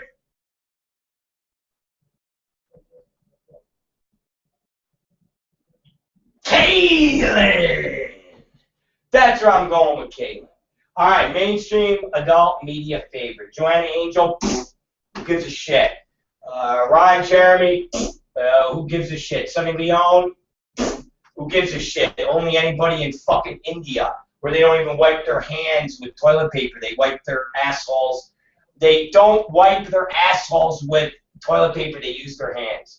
Nikki Phoenix, I don't even understand that. She's really fat. Tanya Tate, I gotta go with one and only, the most prolific adult mainstream media favorite, and that can only be Jessica Drake. Punch it out. All right, ladies and gentlemen. And after that, you basically just have the XRCO Hall of Fame. which is Bridget Lalili, film pioneer, who gives a fuck. Axel Braun, legend. That he should just be a legend. Rebecca Bardot, okay, old. Tara Patrick, yeah, another one that said she retired from the business but just keeps popping up. Stormy Daniels, okay, great. Taylor Wayne, okay, great. Mark Wood, that's laughable. Tony, HIV/AIDS Montana, and Slave to Love, Rosebud, Alex Dorenzi for the best movie. So there you have it, ladies and gentlemen. That's the Rob Black Show predictions for the XRCO. They are going to be printed. They're going to be posted. And if anybody wants to put wagers on those bets, we could do that. Those award show is being held tomorrow night in Hollywood. And we will have some people there. No, we won't. And we'll be getting information on who's winning. No, we won't. But at the end of the day, I'm going to say that I'm going to do, I would say, 50%. I'm going to do more than 50% on my prediction. That's what it's going to be. Yes, I will. Yes, I will. Yes, I will. All right, let's get to some news that we can use with the most beautiful, the most prolific, the most stunning, the most exciting, the most, all those things, okay? All those things. The most beautiful, I don't even know how many other words I can keep saying, okay?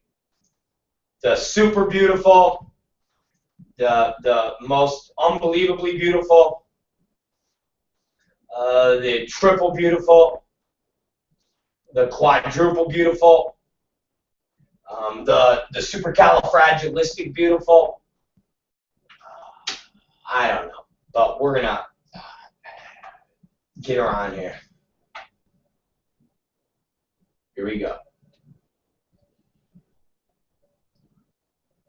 Very excited right now, guys.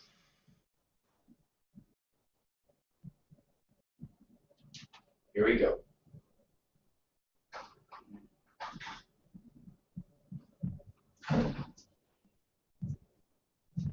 Let me get to her.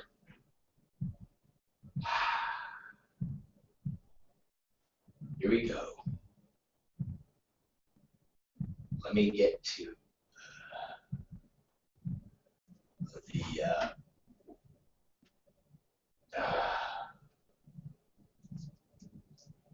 who could make the Sandman cover hair with love?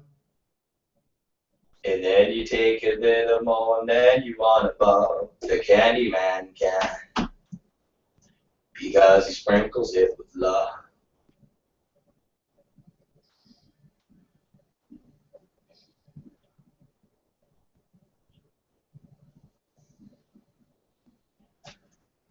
Is this the most beautiful, the most sensual, the most gorgeous, and the one and only host of a segment on the Rob Black Show called The News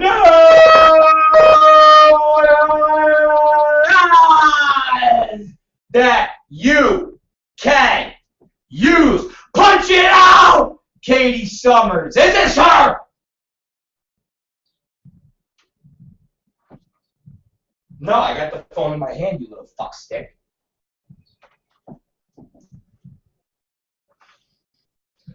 I didn't drop the phone. I didn't drop the phone. You broke the intro. You broke the flow. You're supposed to say to everybody, hello. You broke it. You broke it.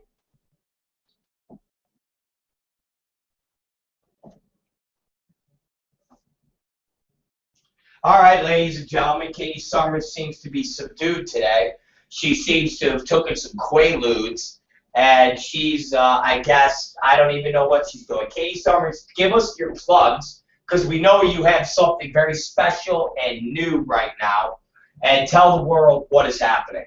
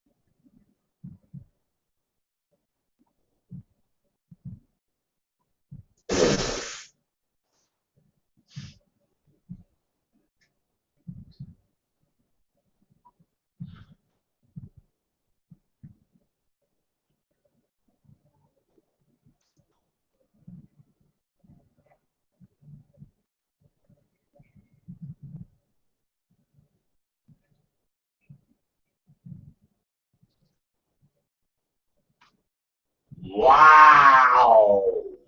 That's some big so right now you can go to your site and uh, and look at your fucking pussy.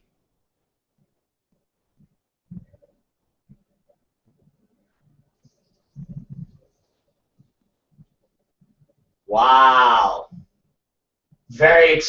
I'm very excited to see and hear this.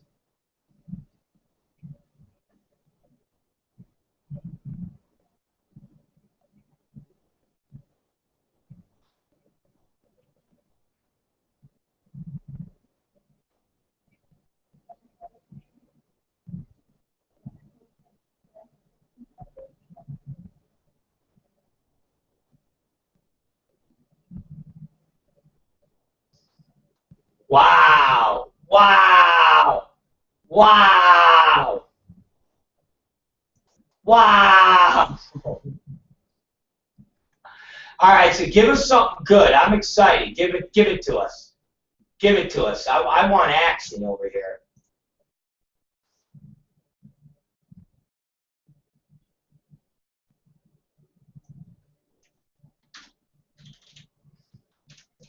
Why do you think? I was gonna say, why do you think the W? Does it say why it increased, or it just said, "Yeah, we increased"?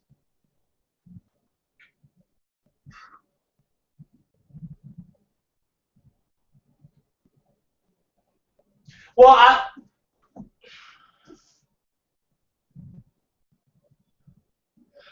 I think also, and it's kind of unfortunate for the WWE in this vein. In the last week or two, the stock market has been going through a bunch of sell-offs, meaning people that have been invested in the stock market have been selling their stock. Basically, the stock market has been down because people have been selling. And a lot of people mistake that as the economy's doing bad or the stock market's doing bad. But, this past couple of years, the stock market has been on this fucking rip up to over 16,000. And basically what's happened is you have people that are selling some of their stocks and making some really fat profits on it. So it's a little unfair for people to have attacked WWE as kind of losing their juice because their stock went down. They just happened, I think, get caught in that bubble of people that were selling and making money. Remember, if you had WWE stock when that thing went to 30 and you had that stock at $16, $17, you could have dumped a bunch of that stock at 30 and picked up $10, $11, $12 a share. That's a big profit margin, and that's a big profit take. So I surmise WWE is a strong buy. It's a strong stock, and it's a strong company. So everybody out there, don't get nervous with your WWE. It will rebound. And there's my stock tip. I am Rob Kramer.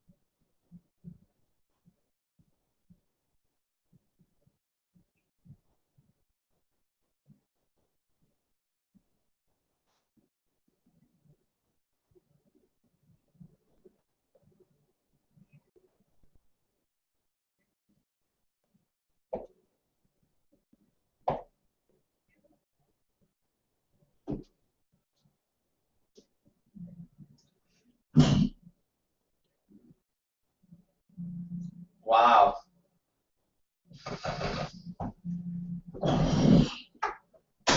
So the plot is thickening to where this is possibly just turning out to be some wacky broad that had is trying to play a game, trying to fucking play a scam on these football players and possibly get them jammed up in some type of legal mess or a lawsuit or something like that.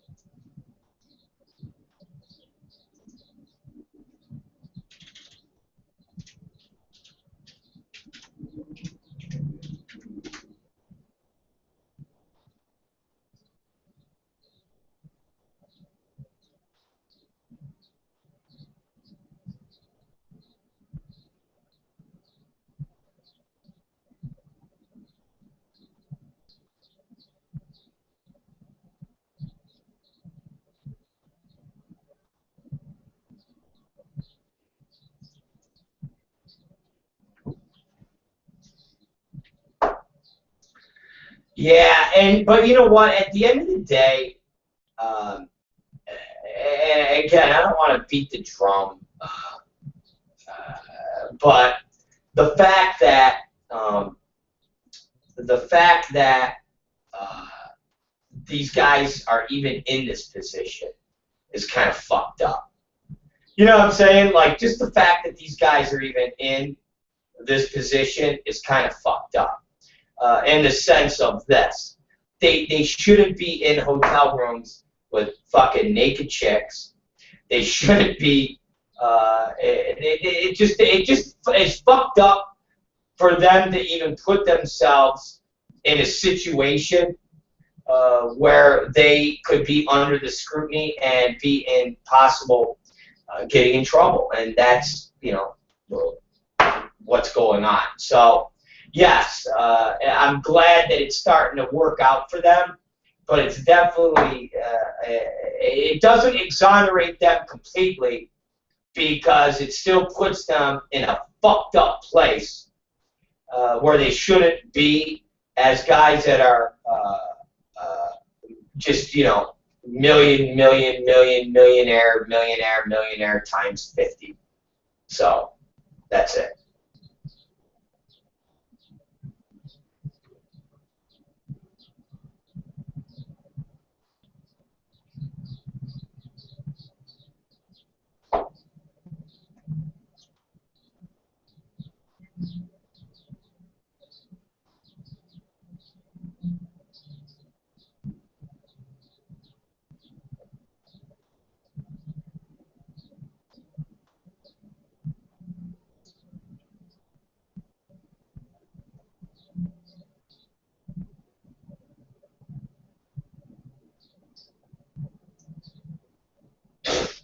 I don't know.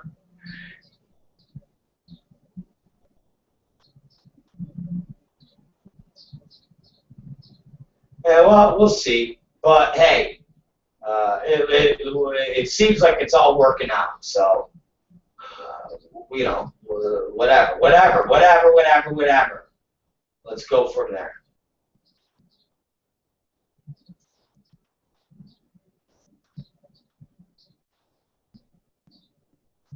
Yeah, exactly.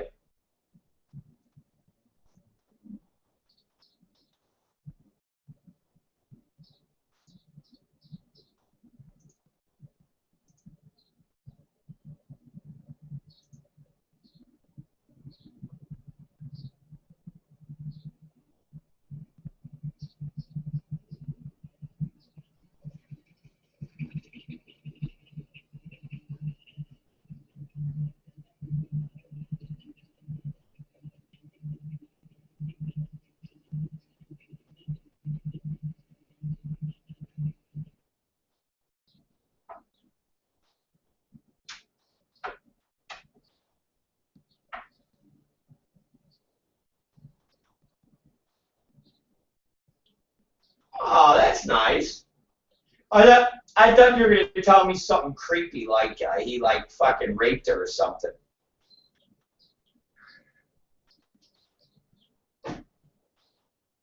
Exactly.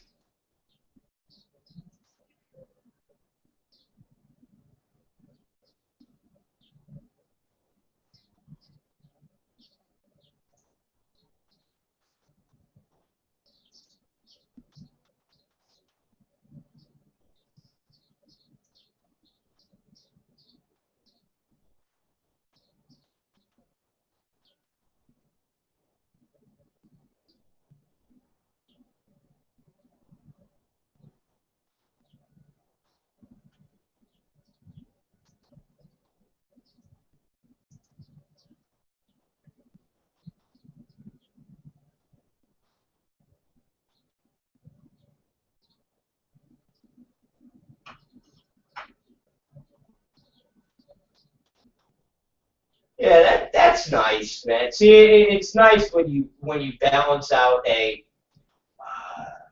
when you balance out a horrible story of like you know the the the fucking the possible hooker involvement with the players, and then you balance it out with a player and doing something nice with the you know the retarded kids.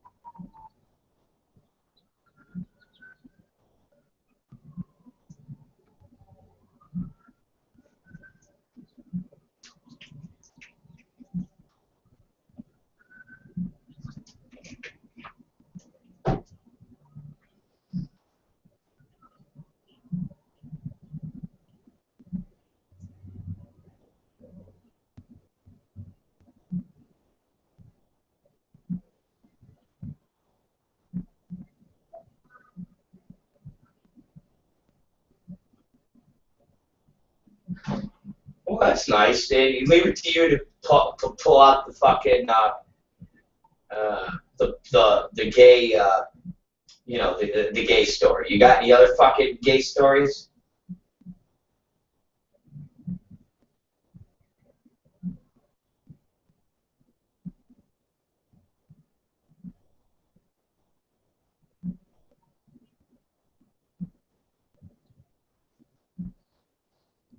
I don't even know what you're talking about.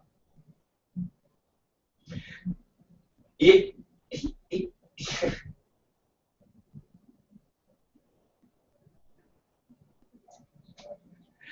okay, give me your penis thing. Go ahead. I gotta hear this.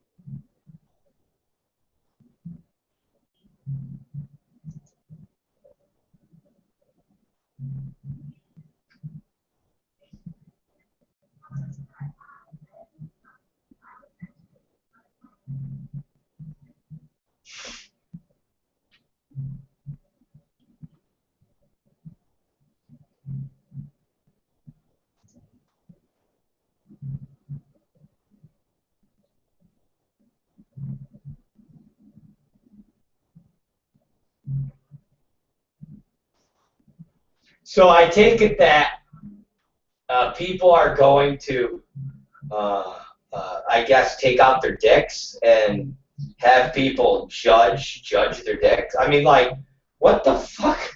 Yeah. Oh my god. Okay. All right. All right.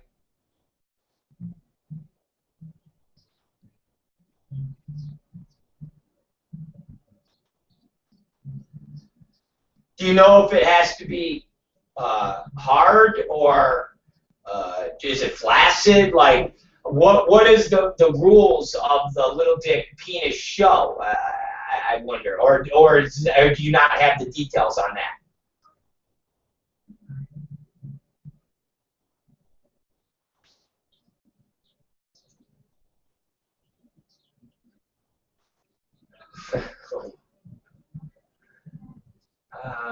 Okay.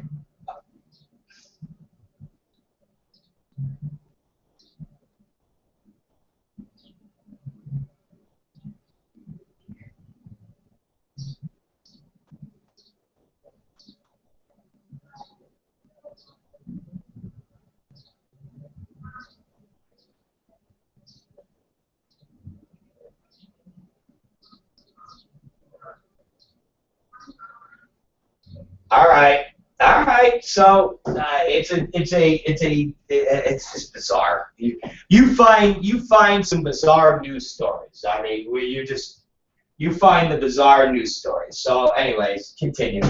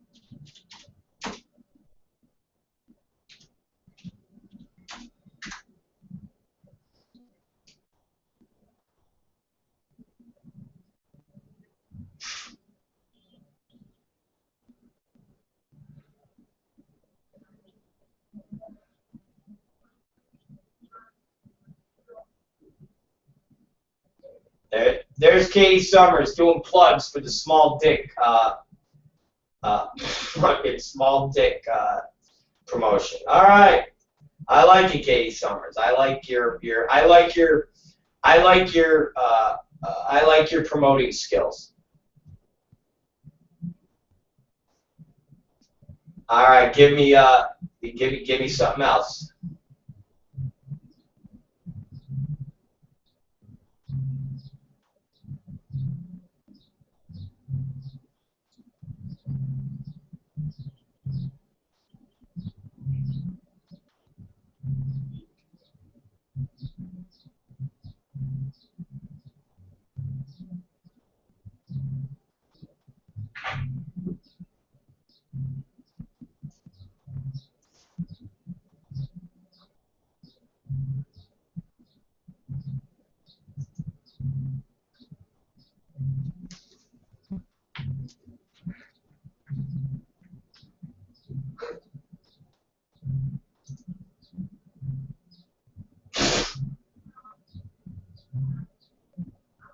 Are you serious?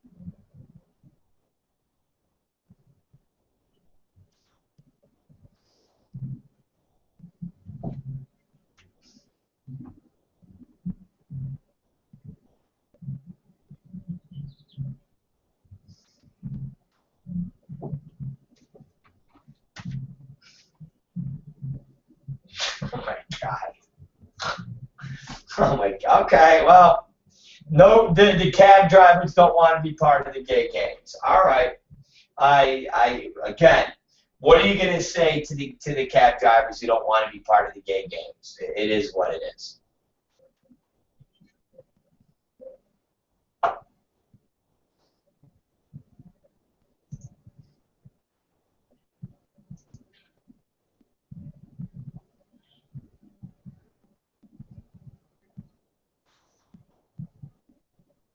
The,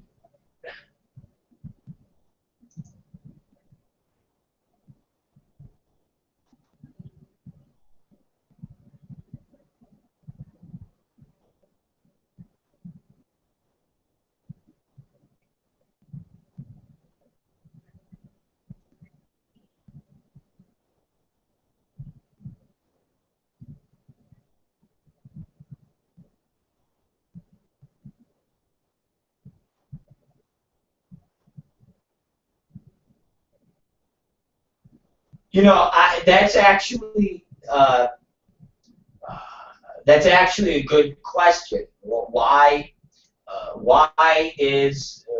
don't we have a biggest, dirtiest, smelliest, beefiest pussy contest? Or why don't we have a small dick penis contest? I don't know, Katie Summers. Those are all good questions. And those are things that I think maybe that should be something that you should maybe investigate as you get going with more of your investigative journalism.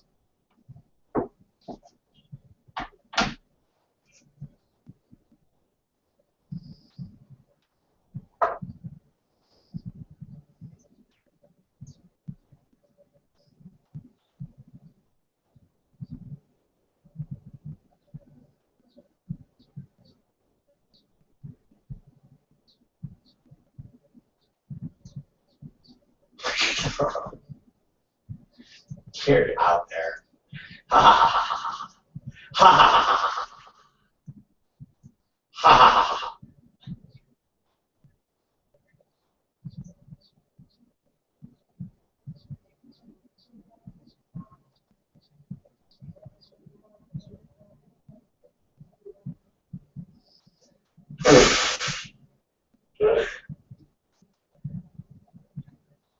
ha. You're just.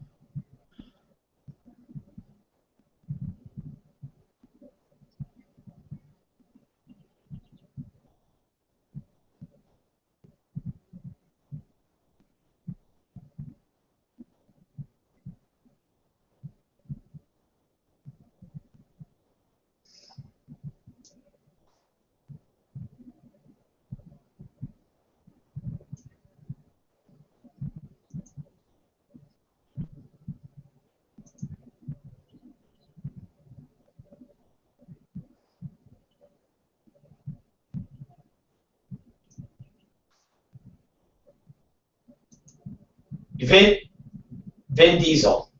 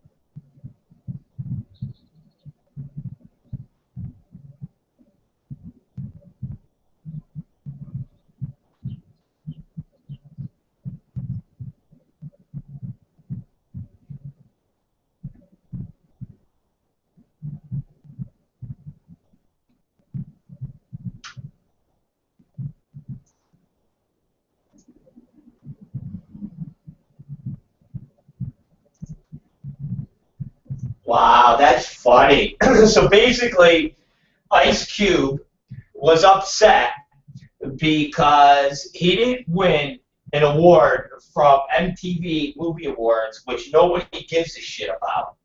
And he was upset because they gave it to the dead guy. Wow, what a fucking asshole. What a fucking asshole. What a fucking asshole Ice Cube is. Well, you know what? You got to figure Ice Cube knows that he'll never get close to any real award as far as movies go, as far as a Golden Globe or an Academy Award or any of those things. So his only shot to get any type of recognition for one of his stupid fucking movies is at MTV Movie Award. And once he lost to a dead guy, that was it. He was just beside himself. So there you go. There's your true Ice Cube. All upset because the dead guy won a fucking award that nobody who did. I didn't even know the fucking MTV Movie Awards was on, for Christ's sakes.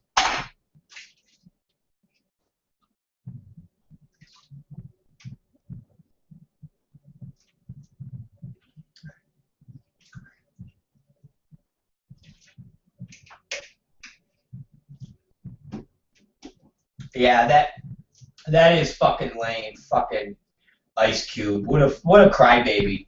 What a fucking crybaby. All right, give us something else. Give me something else. Give me something. I want to fucking chew on something like it's back fat.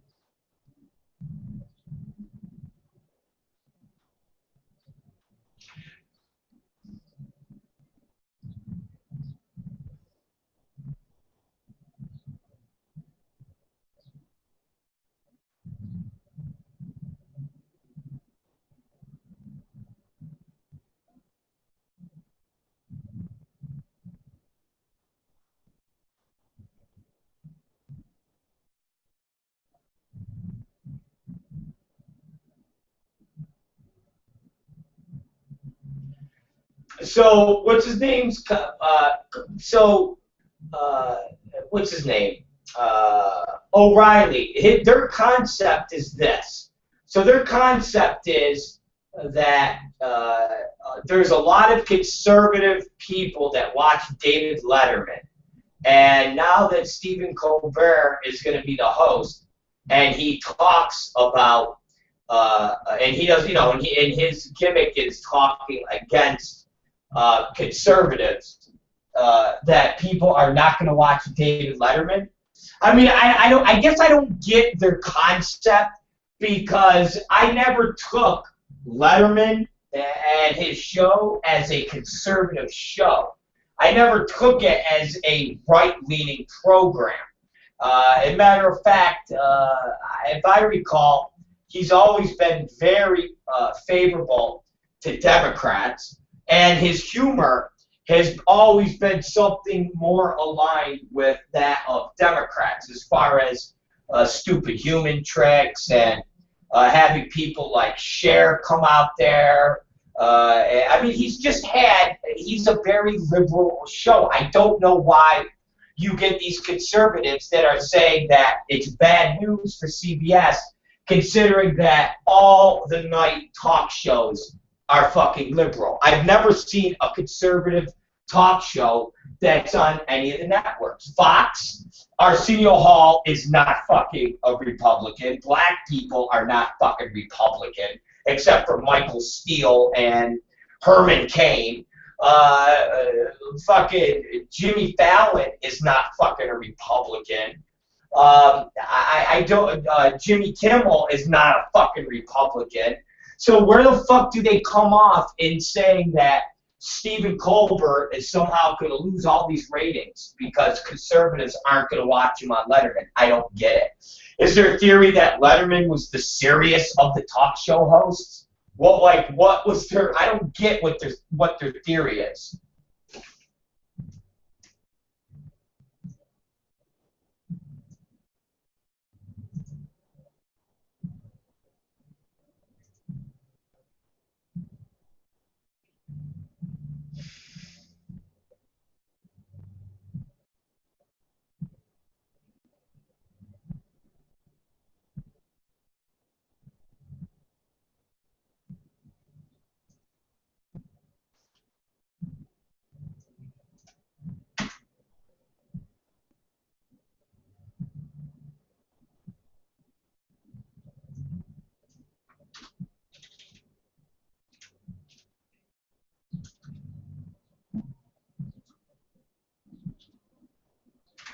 I mean,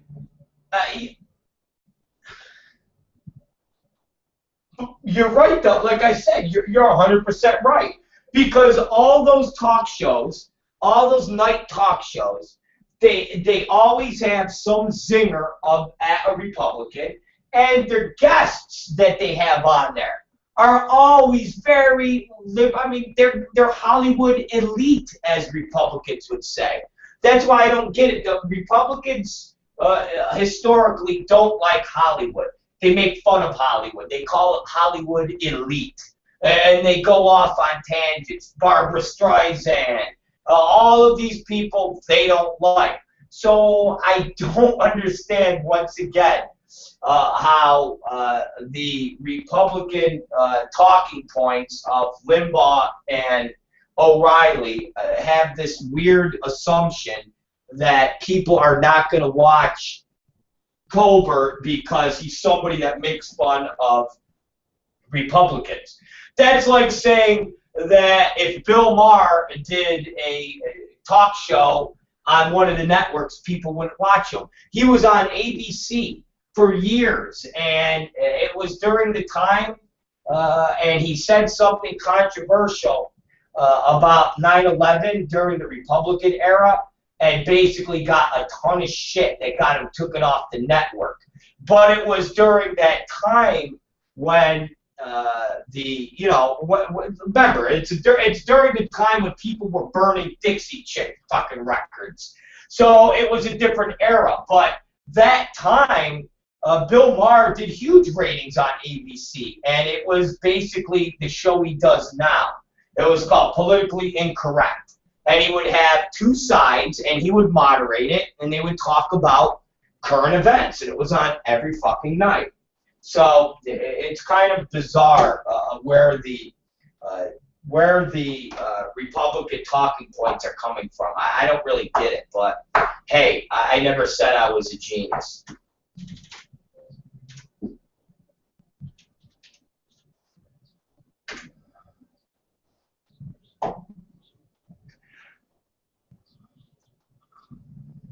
Yes.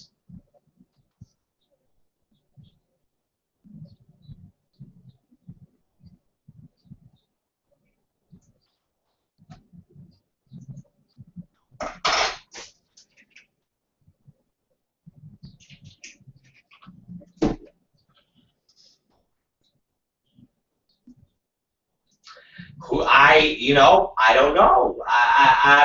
I'm at a loss. I still think Chelsea Handler's going to wind up at a place. I think she's going to wind up at a place. I think she's going to wind up at a big place. I think it's only a matter of time. So we'll see. But I don't, Tony, don't rule her out. I think it's still secret right now. But you're going to see. She's going to wind up somewhere.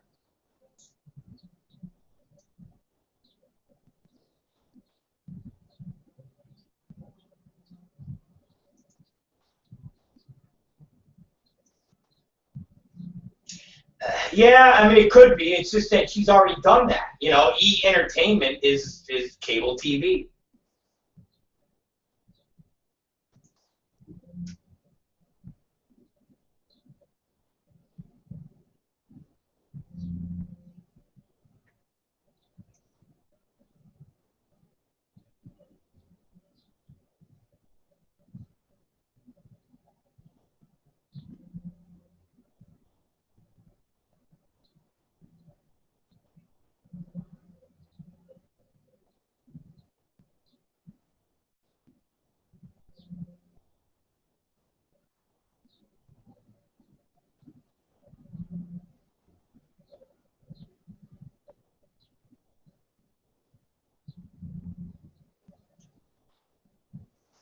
True.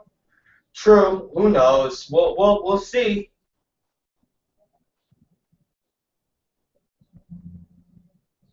Yeah, he's after Letterman.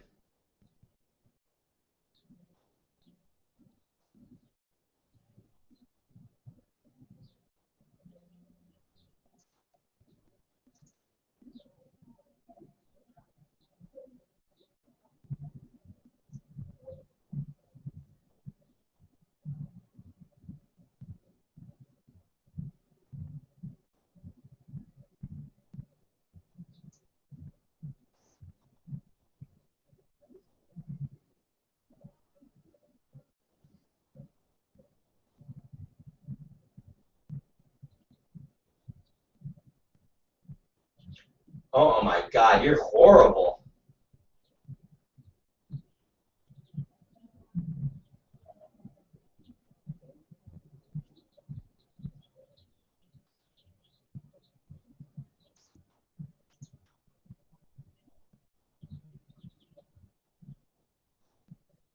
If the guy's face is ugly, you don't watch it. Oh my, you're hilarious.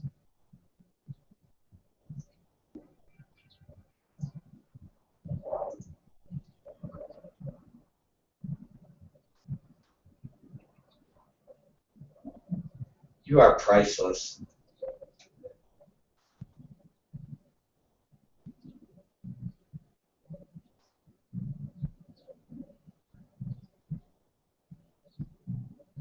Okay, okay,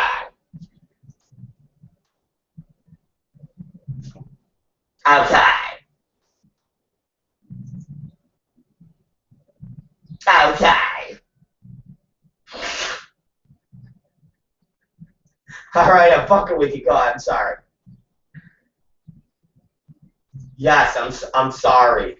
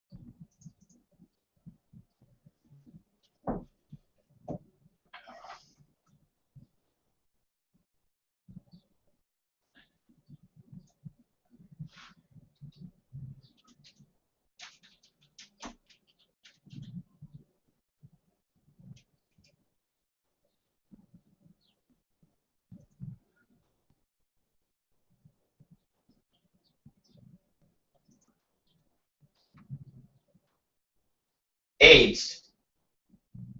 I'm sorry.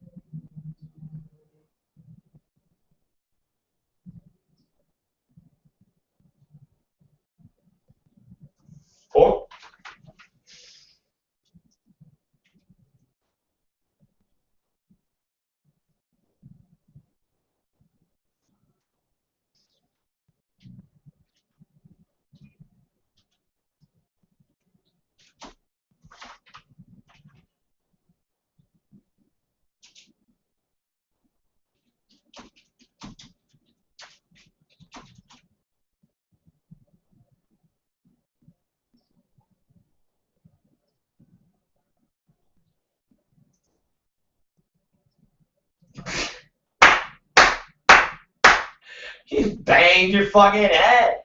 You just banged your fucking head. You went bang, and you banged your fucking head, girl. Oh, that's funny. All right. So she banged her fucking head.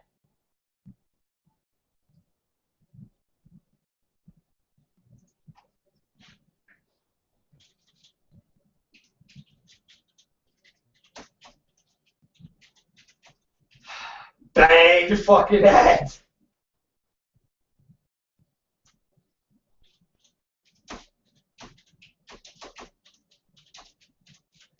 Bang your fucking head. Alright, what else? You got anything else? It's 3:01.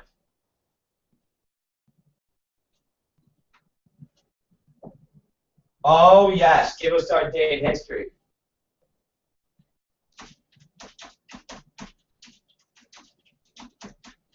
Uh, 15th.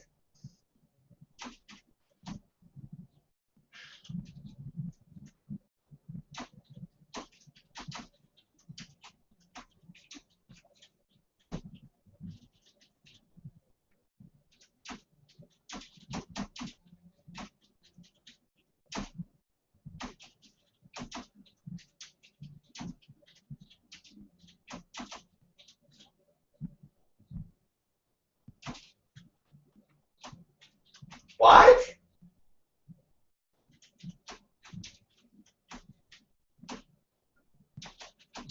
Yeah, I'm ready. No, I was trying to fucking put in this last. I had a crash. One of the things crashed, so I had to kick it back up, so I didn't lose the feed. So that was all.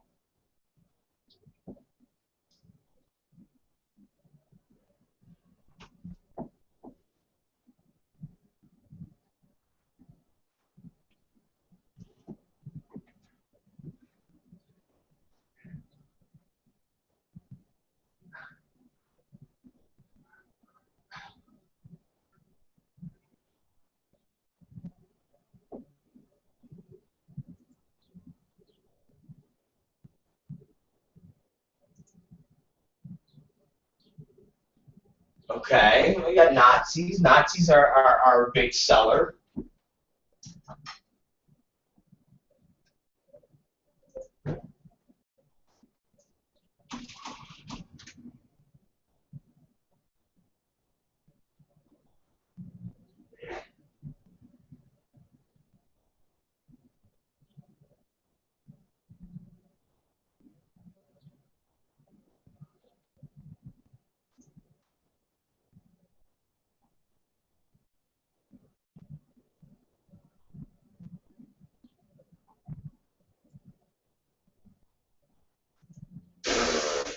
Thank you.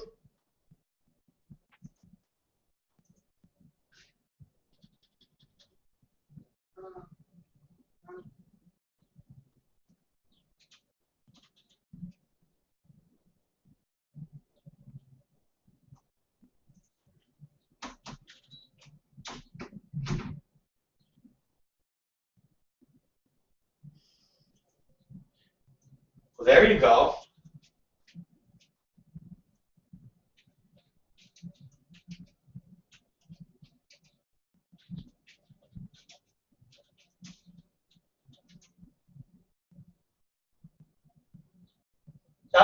I was gonna say, what was it, like fucking gibberish or something like that?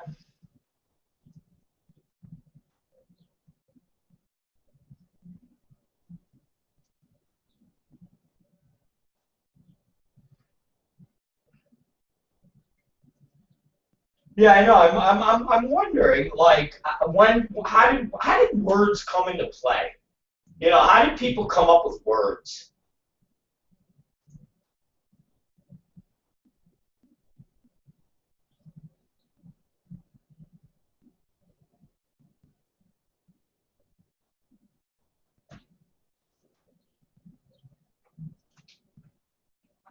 Yeah, I don't fucking know. But the words are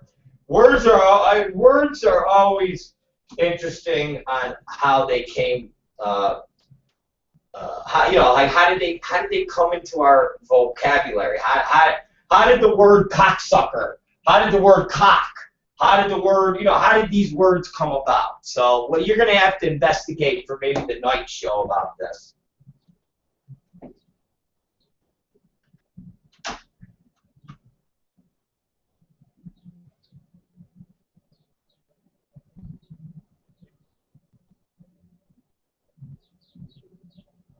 Okay, well, where did they come from?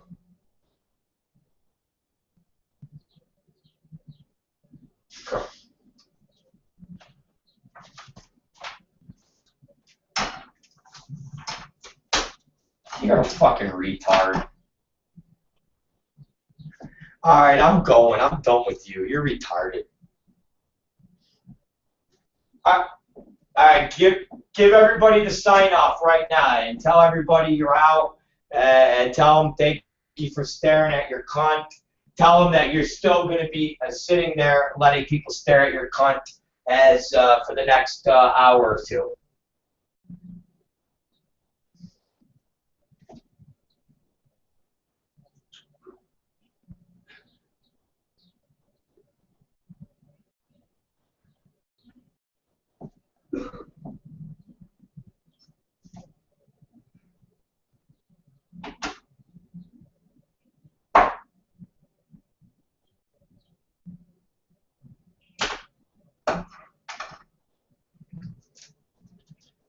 Oh, Jesus.